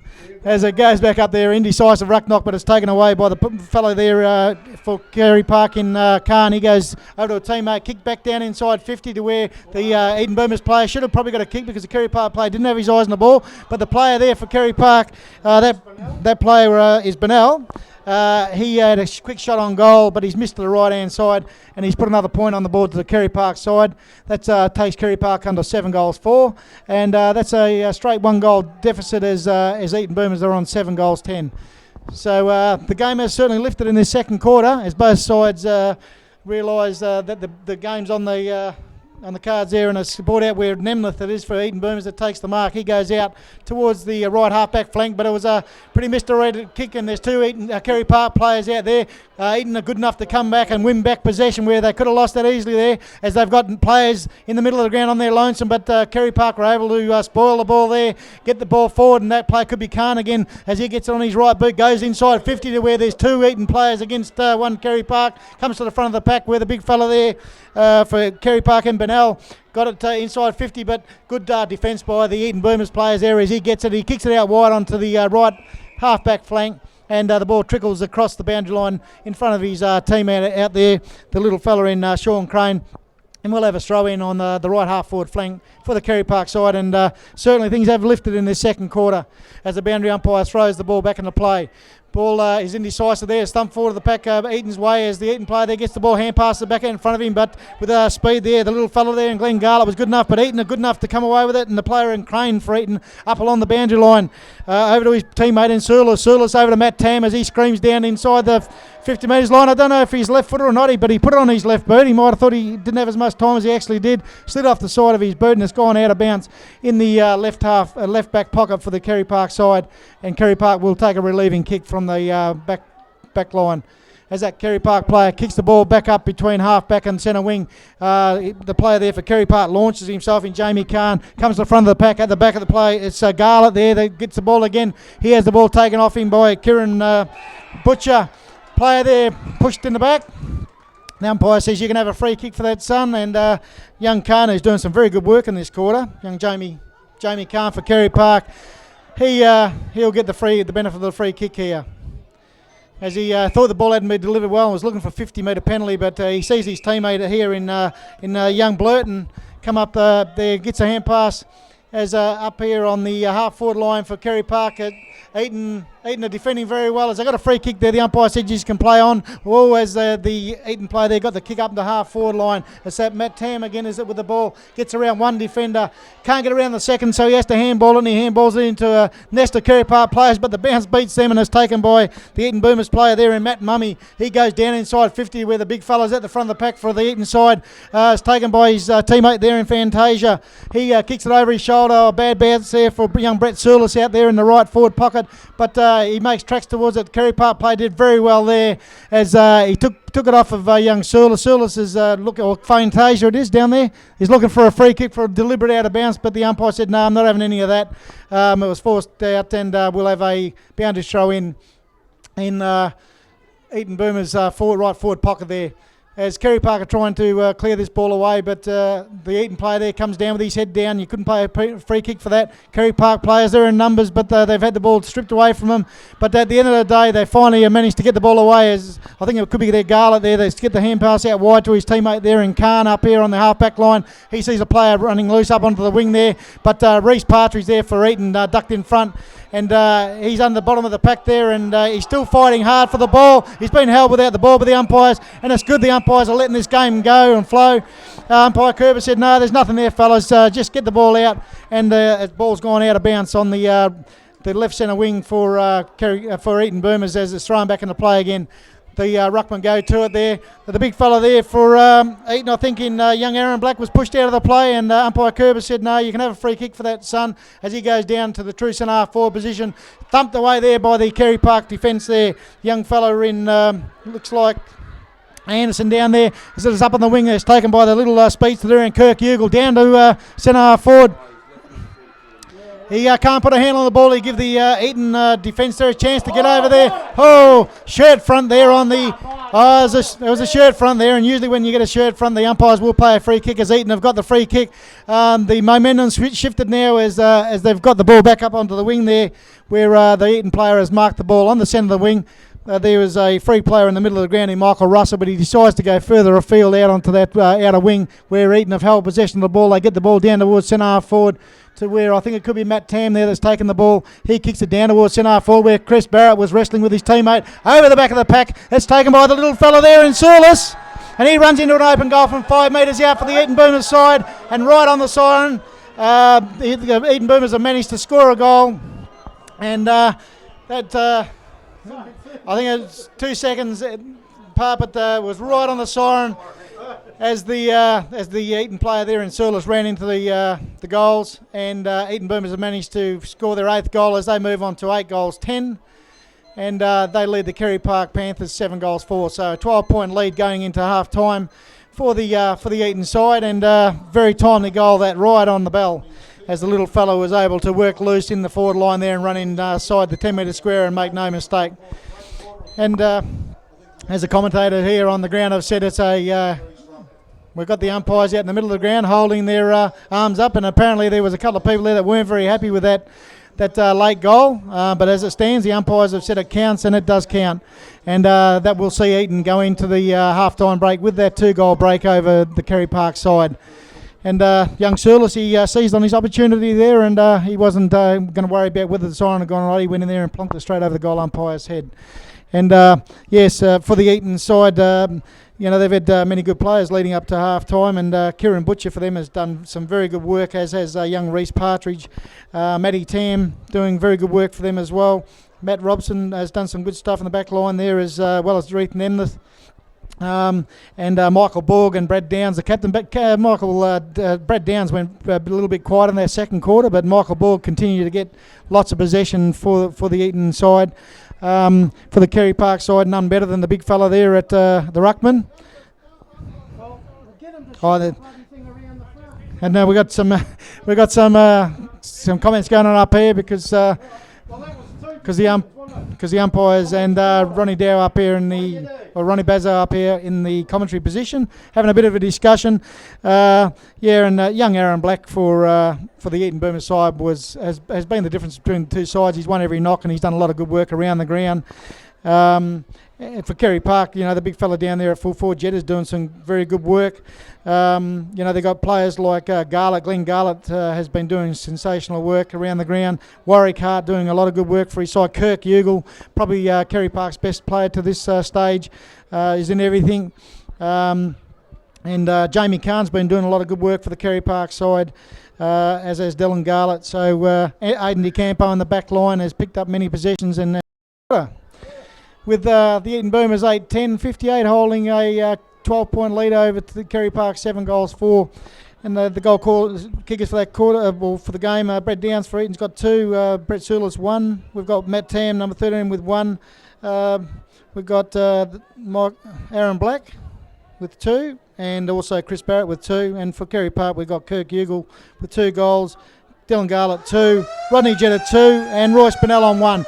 As umpire Franklin starting the last quarter here, as the first ruck knocks won by the Eaton Boomers side there, taken shark by Carey Park there through the agency of the young fella there in Jamie Kahn. He's thrown to the ground, and umpire Franklin decides he'll throw the ball up again. It's taken away there by Eaton. Oh, player there grabbed around the neck, and that player there is young Jim Fitzgerald. He receives a free kick as he decides to go down towards centre half forward to where his teammate there got from position to stumped away from him. That player was Matt Tam, taken away from him by the Carey Park player there. He goes towards the boundary, and the umpire has seen that. That young fella there in Blurton, and unfortunately he was pinged for deliberately out of bounds. And Matt Tam has taken the free kick for Eaton Boomers as he goes down towards the 50-metre attacking line. The player there in black for Eaton has got the ball out again. There's lots of players around the ball there. Black gets the ball back again. Handball infield, which goes astray, but Eaton are good enough through the agency of the player in Partridge there. He gets a hand pass along the ground out through to the pack to a teammate there in Borg. Borg has a ball over to the teammate there, but it's sharked away by Carey Park as they keep the ball up onto the wing area. It's taken by the player there in young Garlett, Dylan Garlett there, and he kicked it up along the boundary line, and the ball's gone out of bounds between the centre and half forward left for the Carey Park side. As players get themselves in a position here for the ruck knock there, and the young fella's brought it right back a fair way from where it went out, I think, as he about to throw the ball back into play. The ruckman go to it there, and the Carey Park ruckman with strength there gets it down to what was the front of the pack there, where he's over there, and Sean Crane takes the ball. Goes through the pack between two Carey Park players. Over the back of the pack, it's young Jim Fitzgerald for the Eaton Boomers. He goes down to full forward, where the big fella there, it looks like Chris Barrett, coming out in front, and as the defender, you haven't got much chance of spoiling it when young Chris is in front. Big lump of a lad to get around as he comes in from 15 metres out directly in front, and he slots it straight over the goal umpire's head to increase the Eaton Boomers lead as they now move on to 9 goals 10, and that's 64 as they lead the Carey Park Panthers 7 goals 4-46. And that was good movement of the ball from the centre of the ground here by Carey Park as they move the ball onwards, and Chris Barrett come out on a good lead, and he is a big lad and very hard to get around, and once the balls come in like that, there's not much that the defenders can do, and Chris Barrett marked 15 metres out, was easily able to go back and slot it through. As the umpire in the middle of the ground here, and I think it's umpire Kerber because he's taken his hat off, which has made it just that much different. We've got another umpire, Mick Hearn there, as he throws the ball up, taken out of the ruck knock there by the Carey Park side there. Ryan Eyre tried to get it forward, but it's sharked away by Carey Park. The player there on his left foot in young Adam Green there as he gets it forward to centre half forward. Eaton Boomers there, hand pass on, player there taken a bit higher by the Carey Park player. And the umpire said, no, you're holding the ball there, son. And young Glenn Garlett said, I'll take the free kick, thanks very much, as he loads up, as he wants to get the ball on quickly for the Carey Park side as he goes down forward to the centre for them. It's taken there by the big fellow there in Royce Bennell as he goes down towards 50-metre right. There was 2 Carey Park players there. Bad kick by Bennell there as he's kicked it directly to the Eaton backman there. He's gone out on the wing and he's turned the ball over there where Bennell slaps the ball forward. It's taken by his teammate there in young Matthew Ugle for Carey Park. Out wide through a chain of hand passes back to Bennell. It's going over his head, and if they're not careful, I'll turn this over, but he's good enough. Get it inside 50 to where the big fella in Rodney Jett has come out on a strong lead, and once again, like his counterpart up the other end, once he's in front, he's a very hard man to get around, and he was able to take the mark on his chest, and he'll go back from about 30 metres out on not much of an angle, and endeavour to get Carey Park's 8th goal on the board. As he comes in 2 steps, boot the ball, goal umpire doesn't have to move, and the young fellow there has put another goal on the board as Jett has slapped through, and looking at it, that'll be his 3rd goal for the day. And very good movement once again by Carey Park that time as they've taken it straight at the centre and moved it down to full forward. If they can get it to Rodney Jetta often enough, they'll probably kick enough goals to win the game, but they'll just need to keep getting him supply of the ball as the ball's transferred back to the middle of the ground. And a very good game in progress here at the moment with the Eaton Boomers 9 goals 10. They lead the Carey Park Panthers 8 goals 4. 12-point lead to Eaton in the early stages of this last quarter. As the umpire, this umpire Kerber there, he's come in with his hat cap on this time, so we've got it right this time. And he's about to throw the ball up. And it's Eaton that win the tap there at Borg, I think it is, that ferries the ball out the back of the pad. It's taken away by his teammate there in Crane, over to a further teammate there in Adam Green. He goes up towards centre forward to where Fantasia tries to put a handle on the ball. Carey Park play there, tunnel balls the ball through between his legs. They come away with the ball, get it through the middle of the ground where the player there in young Jamie Kahn for Carey Park takes the ball. He goes down towards centre forward where his teammate didn't have to take a run at the ball. He thought about it there for a minute, the big fella down there in Royce Bennell, but the ball come over the top of the Eaton defender there, and he didn't have to get in the area. He took the mark on his chest as he's just outside 50. He'll kick from 55, heading towards the Mary Street end of the ground as he puts it up and under. That's a mammoth kick down to full forward. Oh, the Carey Park player down there in Dylan Garlett launched himself into the air. It come off hands and it's gone through at the back of the pack for a point to the Carey Park side as they now move on to 8 goals 5, and by the scoreboard they should read 53, trailing the Eaton Boomers on that looks like 9 goals 10, 84. 64, sorry. As Carey Park go back inside 50 again. The little fella there hand passes the ball to himself. It looked like that player was Kirk Ugle. Yep, he's missed to the left-hand side and he's posted another point to the Carey Park side now as they now move on to 8 goals 6. Peppering the goals down there at the Mary Street end.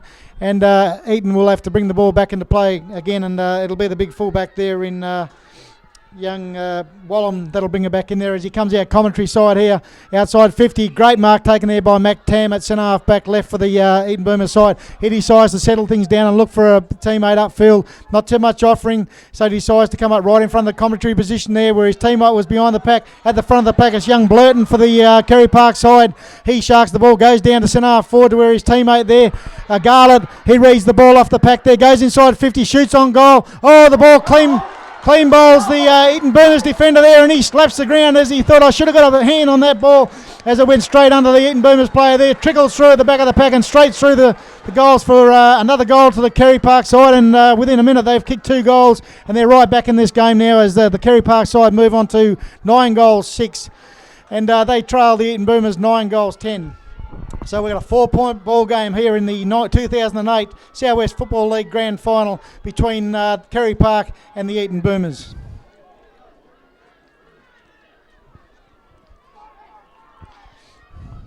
As the umpire in the middle of the ground here ready to throw the ball back up, and all of a sudden there's a bit of urgency. He crept into this grand final as no one wins a tap there, but it's taken away by Carey Park through the agency of Glenn Garlett. He screams out of the centre of the ground, kicks down inside 50 to where the Carey Park player there, it looked like young Karam Stack was held without it, but Eaton Boomers working very well back there, and they've managed to kick the ball back on to just short of the centre wing. That was Robson, got it up there. It was taken by his teammate there, and Brett Soulis over to a further teammate. He goes down to centre half forward over the top of the Eaton Boomers player there, and that's forced out of bounds on the left half forward flank for the Eaton Boomers side, and the boundary umpire will throw the ball back into play.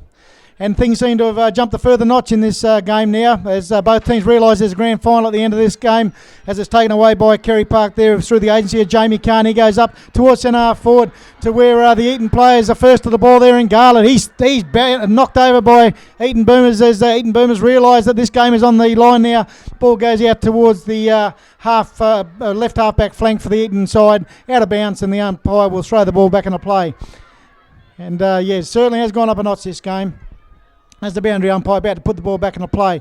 The big fella there in black up against his counterpart there in young Adam Green up against Winwood for Carey Park. Comes across in the middle of the ground there where the Eaton player, tried to soccer the ball off and the umpire did see it there as the Carey Park player did try to soccer the ball off the ground, kicking in danger, and Carey Park will get a resulting free kick as the player on his left foot, and that looks like it's young Kirk Ugle there, and he's got some cramp there as the ball fell short. It was taken away by Eaton, and there's players that are cramping up a bit here as the speed of this game increases, as it's right in front of us here, and the player in Partridge from Eaton slaps the ball forward. He probably should have let it go out of bounds as there was Carey Park players all around him. Carey Park kick it forward to the centre of the ground there where the player there for Eaton and young Sean Crane gets the ball. He kicks it forward, but he was under pressure and he kicked it directly to the Carey Park player there in Warwick Besso. He goes into the middle of the ground where his teammate there in Ryan Eyre, all on his lonesome. He goes around his Carey Park Eaton opponent there, releases a teammate further down the field who was all on his lonesome there. That was Ugle. Ugle over to his teammate. And Carey Park have slotted another one through them. I can't see what number that player is, but his teammates come from everywhere to congratulate him. And Jason Winwood it was for Carey Park there, number 16, as he ran into the open goal there and made no mistake as he slotted it over the goal umpire's head.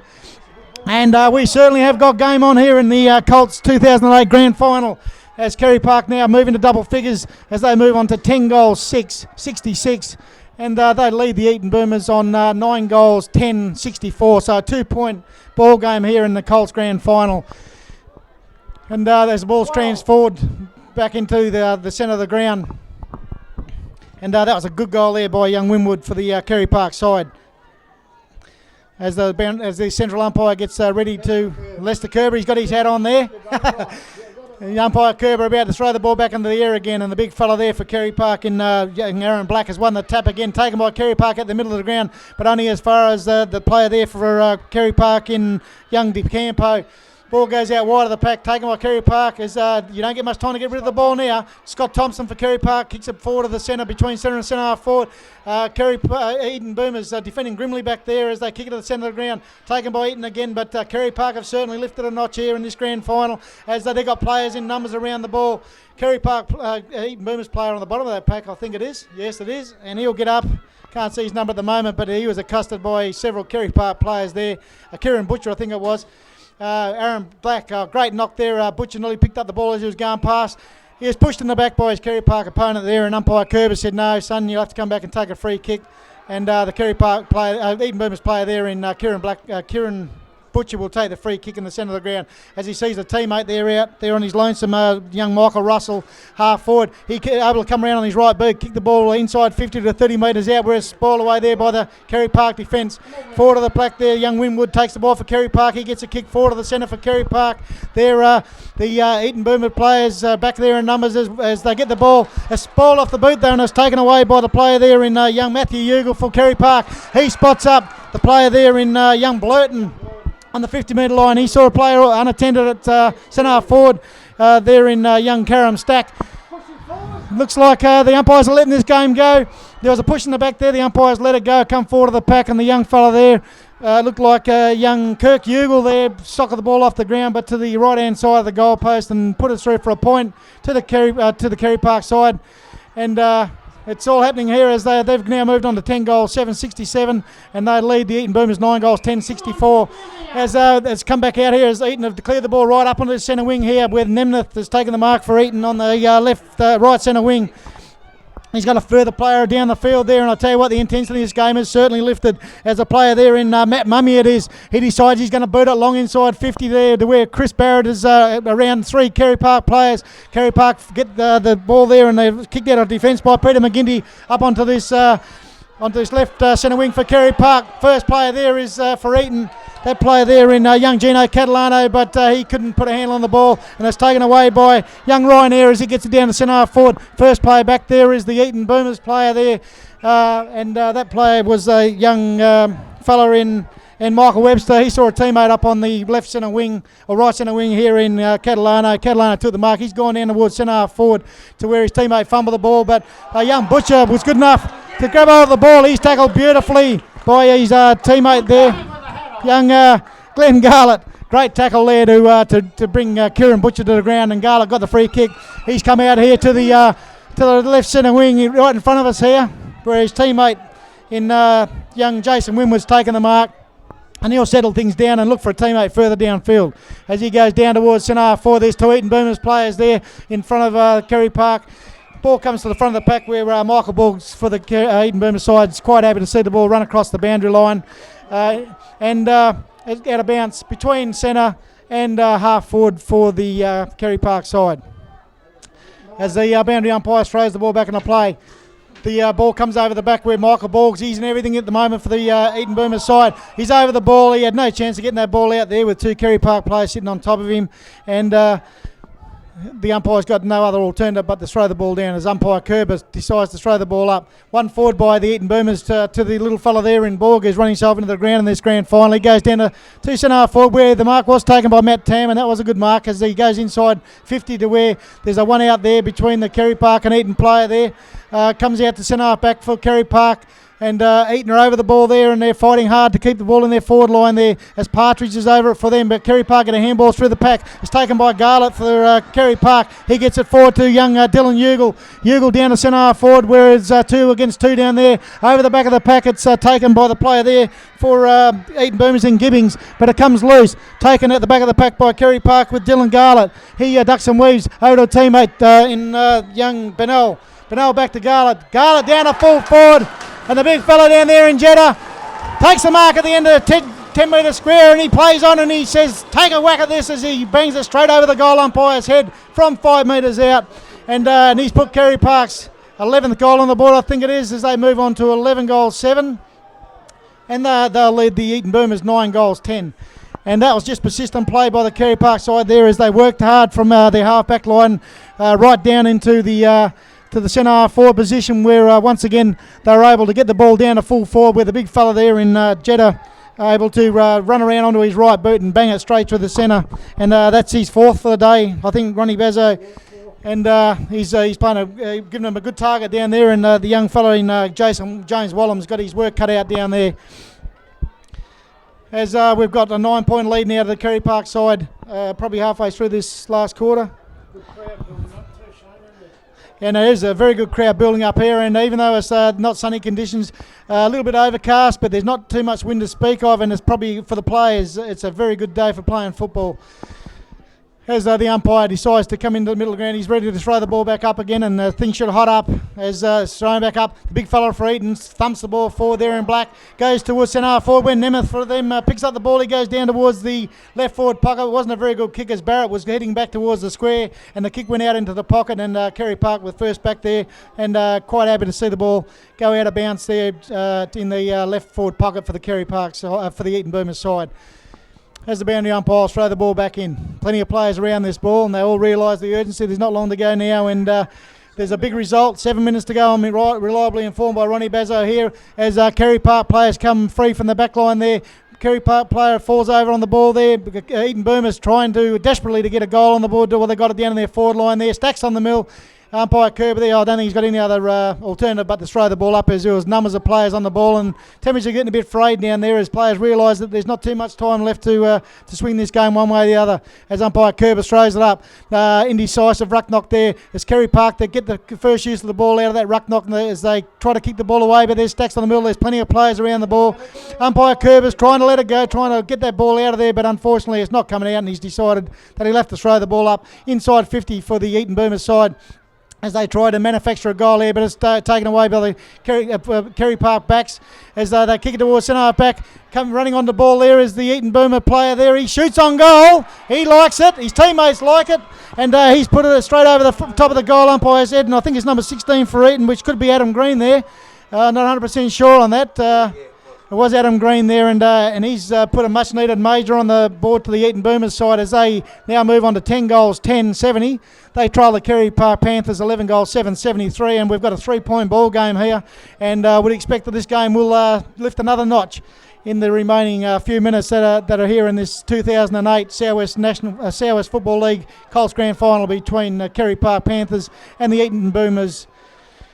As the umpire Franklin this time will throw the ball up in the middle of the ground. Ruckman go to it. Oh, the big fella there in black it was. Huge big thump down the centre half forward.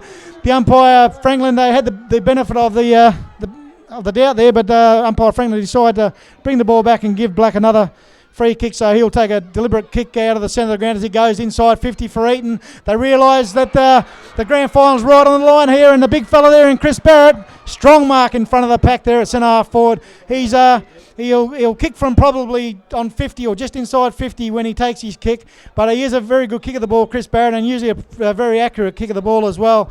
And his teammates get down there on the goal line, and everyone who all supporters waited with bated breath to see what Chris Barrett can do. He got very close to the man on the mark, but I tell you what, he's thumped the ball along, but to the right-hand side, and he's only managed to conjure a point out of that kick as he's moved his side now on to 10-11, and that'll be...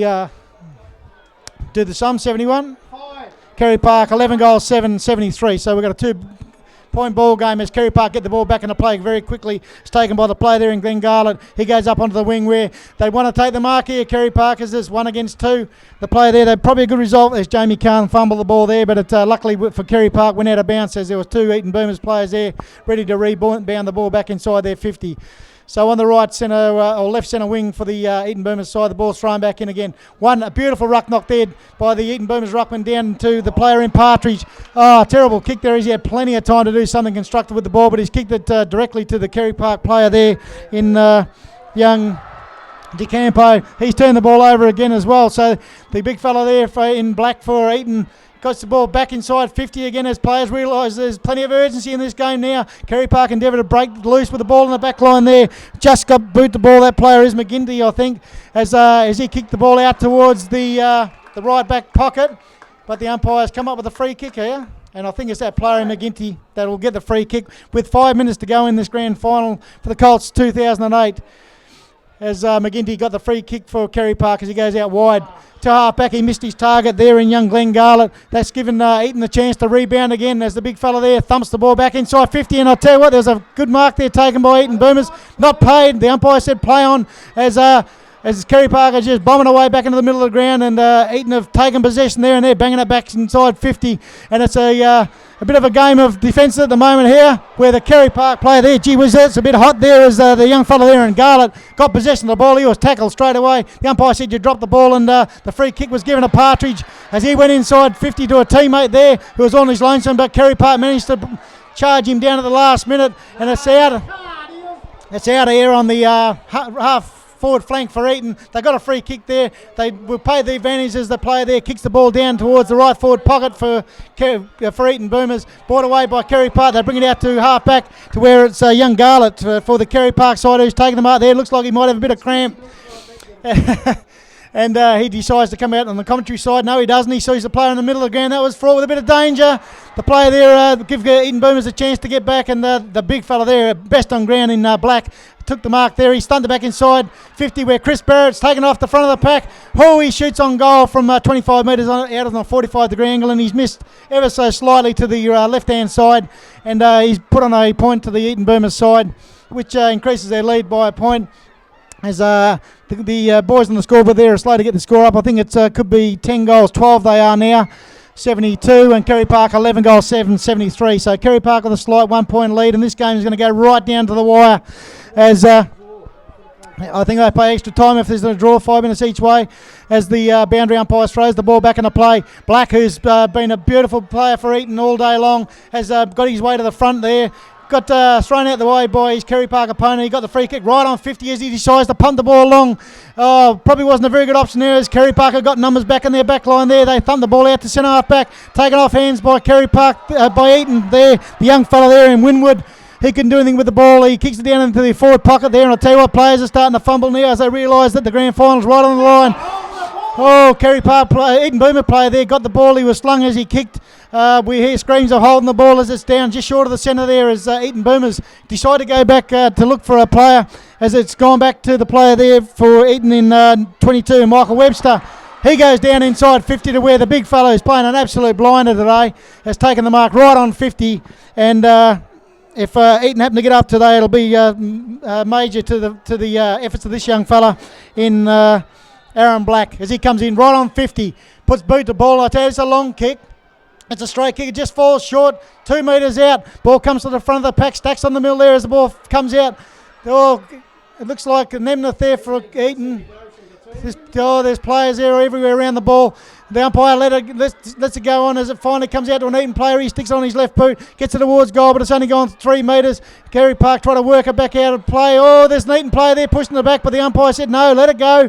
As Eaton have another shot in towards goal into the 10-metre square, but there's an army of Carey Park players there as they mark the ball. They get it out wide onto this half-back line where the player there in Ryan Eyre gets it for Carey Park, kicks it up onto the wing where the first player to it there is Royce Bennell. Hand pass over the top. The big fella in Jetto's had to come up onto the wing to get a kick as he gets around onto his right boot. Kicks the ball up and under. The only player back there just backward of the centre for Eaton Boomers. I can't see that player's number at the moment, but it was a good mark. And Eaton kick it down towards centre forward, but coming straight at a rate of knots is the Carey Park player there in Garland. He goes up towards centre forward, but he didn't look before he kicked the ball because there's only one player up against 3 Eaton players. That player was the young fella there in Karam Stack. He goes towards centre forward. And a saving mark there taken at the back of the pack. And I'll tell you what, we've got a young fella down here that's done his knee for Carey Park, young Dylan Garlett. He's in a lot of pain down here right in front of us. As on the half-back flank for Eaton, they've got the mark there, and they've gone up towards Matty Tam on the centre wing here. He thumps it to the front of the pack where teammates take it. And the ball spoiled away by the player there. 20 seconds to go, and I'll tell you what, 1 point the difference, 20 seconds to go. As Carey Park are trying to get it down there. They hold the lead. They've got players around the ball as Eaton Boomers are trying to thumb the ball forward. I doubt whether they're going to have enough as Ronnie Bazzo counts it down here. Carey Park have got the ball as they kick it towards centre forward. Taken by Eaton Boomers. And Ronnie Bazzo is a very happy man here.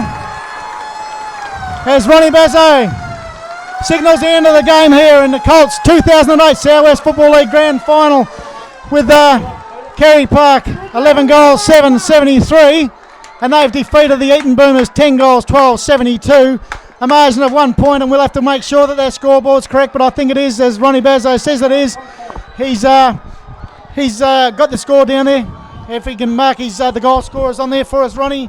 And we've got scenes of celebration here from the Carey Park supporters and jubilation on their behalf, and absolute decimation for the Eaton Boomers supporters and players, as they don't know how they let this one get away from them. And these two teams have had some epic battles during the season. I think before this game, the results were tied at about 2 wins each for the season.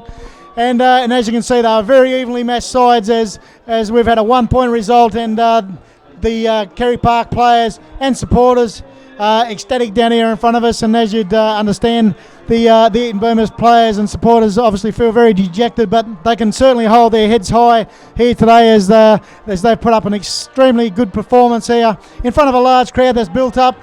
And there has to be a loser, unfortunately, and in 2008 it has to be the Eaton Boomers, but we've got to have the scores confirmed here. But like I say, reliably informed by Ronnie Bazzo up here, the timekeeper, that score is correct. And just going through the goal scorers here for the Carey Park side, Rodney Jetta, he tuned in today. Like I say, he's been their leading goal scorer all year with the 48 goals for the year, and he's added another 4 goals to that in the grand final here today. Dylan Garlett for Carey Park, little will-o'-the-wisp player, who also tuned in with 4 goals. Kirk Ugle done some very good work there around the centre ground, and he managed to get down up forward and kick 2 goals. And Royce Bennell, the big fella up forward there, he's chimed in with a goal. And for the Eaton Boomers side, the goal kickers for them, we've got Brad Downs that's got 2, their captain. We've also got Adam Green's got 1. We've got 3 to Chris Barrett, the full forward. Aaron Black kicked a couple, and we've also got Matt Tam that kicked a goal, and also Brett Sewellers. So a very good game here. A typical Colts Grand Final between 2 very good sides that have probably dominated the competition for most of the season. And like I say, we will have the presentation for the Colts players out here to be officiated upon. And I can see John Vidos out there ready to get this underway. And it looks like we have got a final score there, and the score is right for yours. Okay, and we've got Carey Park, like I say, 11 goals 7, the narrowest of margins in the grand final, 73. They've got over the line by 1 point against the Eaton Boomers, 10 goals 12-72, and that's probably a turnaround from the second semi-final where I think it was Carey Park that got over the top of the Eaton Boomers. So as you can see, scenes of excitement down there by the Carey Park supporters as they get around their side there. And the dejected Eaton Boomers side over there, and obviously, like I say, very unfortunately has to be a loser here, but they certainly can hold up their heads high. They did make the grand final first, and Carey Park have always been a very hard side for them to beat this year. As looks like Kevin Lynn here, and it's Ray Dow down here, the Master of Ceremonies, calling the officials and players over here for the presentation of trophies in this grand final. Just told us that his better players on the day would have been Glenn Garlett, who was everywhere for the Carey Park side. Also, the young fella there in Dylan Garlett, who was a will-o'-the-wisp, and obviously with 4 goals on the day, certainly did his part for his side. And also we've got the young fella in Kirk Ugle, 2 goals, and he would have had many possessions on the day. He also played a very, very good game. Aidan De Campo back in that back line there was always there for the side, and repelled many Eaton Boomers attacks, and also the big fella down there in McGinty, who played very well in the back line as well for the Carey Park side. For the Eaton side, I thought that their captain Brad Downs played very well. Michael Borg Also for them, they had very good players as in the big ruckman, who was their best player by a street, in young Aaron Black, probably best player on the ground too. And I don't know, they might have lost the grand final, but I don't know. To me, young Aaron Black, the Eaton Boomers ruckman, was best of field. Played very well. Chris Barrett played well when it got up to his forward area there, and nearly pulled off the win for the Eaton Boomers side. Young Kieran Butcher had a very good first half, faded out a bit in the second half. Also, the player there for them, Reece Nemeth, the centre half forward, always gave a bit of a target up forward for them. And Brett Soulis, the little rover, did lots of good work around the ground. But anyway, as we go there, we'll go out there onto the ground for the presentation of the medals to the officiating umpires. The boundary umpires now getting their commemorative medals, and all the umpires, boundary umpires, and central umpires. So Rex Thompson from Carey Park will present the medallions to his players for the Carey Park side, the premiers for the 2008 season, and he'd be a very proud president at the moment as these players are about to go up there and receive their medals. And first cab off the ring for them would be Glenn Garlett, and certainly the young fella led by example out there today, as the official proceedings are just about to get underway. So just repeating that result there, Carey Park 11 goals, 773, defeated the Eaton Boomers 10 goals, 1272, and certainly the sort of result that you want in a grand final. As a 1 point result there, and it's a bit sorry that there has to be a loser in these situations, but Carey Park, I think, finished the home and away season on top of the ladder. The second as Eaton finished on Harvey Brunswick. Ronnie Basil, tell me. Carey Park. I thought they finished on top. As President there presents the first medal to young Glenn Garlett. And he's thrilled with that. Warwick Besso about to come up and receive his medal. He's a bit slow there. I would have been up there and jumped up there and had that medal around my neck and off that ute by now if it was me playing in that. As young Matty Ugle about to go up and receive his medal, and obviously a very popular player as he's got plenty of supporters down there. Gets the medal around his neck and he's wrapped with that. Warwick Hart probably had a bit of a quieter game by his standards today as he limps up towards the podium there to receive his medal, but I'm sure that any pain he would have had will have quickly disappeared. Ryan Eyre receiving his medal. Once again, solid contributor today, did very well. Number 6, Kirk Ugle, absolute little will o' the wisp, this fella. And in the first quarter or first half, he was everywhere. Died out of it a little bit in the second half, but he's thrilled with his medal. Number 9, Darren Stack. And we've got Karam Stack. He's coming up to receive his medal. And Karam just come down with a bit of an injury right towards the end of the game there, but he's not feeling any pain now as he comes down and punches the air. The young Blurton that's coming up to receive his medal. Jamie Kahn. As you can hear by the commentator there, Jamie Kahn coming up to receive his medal, and he played a very good game today, as did young Stephen Brown coming up to receive his medal. And it's like I say, it's a shame there has to be a loser because both sides put everything into the final today there. But Carey Park finished on top of the ladder, probably deserving winners, as Dylan Garlett too played a very good game today. Come to him a cramp towards the end of the game, receives his medal.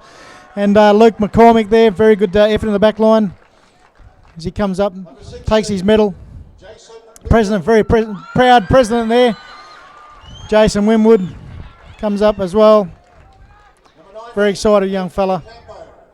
Aidan Campo, probably the best defender for the Carey Park side today. Did some very good work in the back line there. And he will certainly cherish this medal. They don't come along very often, and when they do, you've got to grasp them with both hands, as Carey Park have done today. As Scotty Thompson comes up to receive his medal off the president. Peter McGinty did some very good work there again, once again in the back line. He can't wait to get that SWFL Football League medal around his neck. Rodney Jetta, obviously a very popular player here. He's probably one of the mainstays that got Carey Park here to the position they're in with, I think, about 48 goals for the season. And he's really ecstatic with that, Rodney Jetta, as the player there, young fella in Jamie Taylor, comes up to grab his medal. Very quiet young fella, but he's pumped. 31, Brandon Anderson coming up to get his medal. He's around here somewhere, and I'm sure he won't let anyone else have it. And here he comes. Must have been tying up his bootlace or something as he steams up those steps there. Medal around his neck. He's pumped with that. And Royce Bennell, the big fella up forward there, and he did some very handy work up in the forward line there, and comes up with a big grin on his face, and he's quite happy to have that premiership medal around his neck. And left till last, the two co-captains in Kyle Tapper, number 7.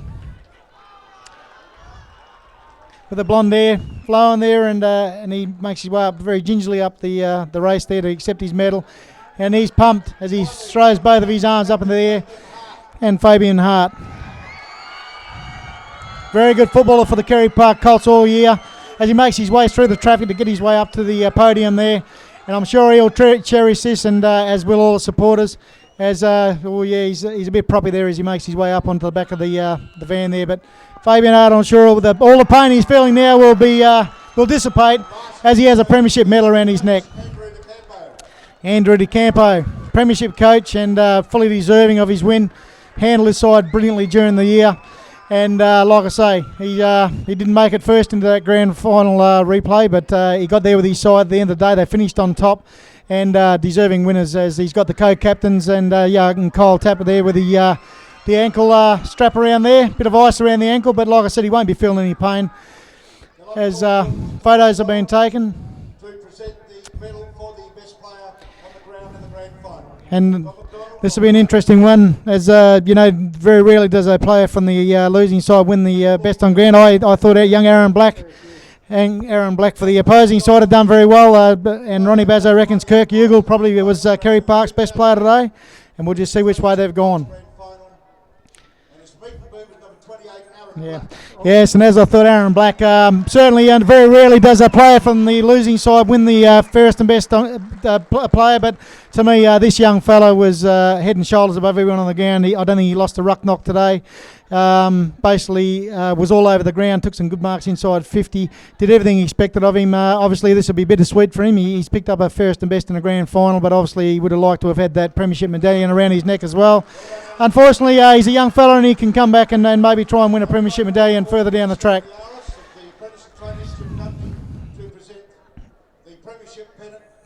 So most important part here as a premiership banner there will be presented to the winning side, the coach and the two co-captains there. And Andrew DeCampo with his two co-captains in Kyle Tapper and Fabian Hart there as they unfurl the premiership flag there. And the 2008 Colt Premiers for the SWFL Football League 2008 season, Carey Park.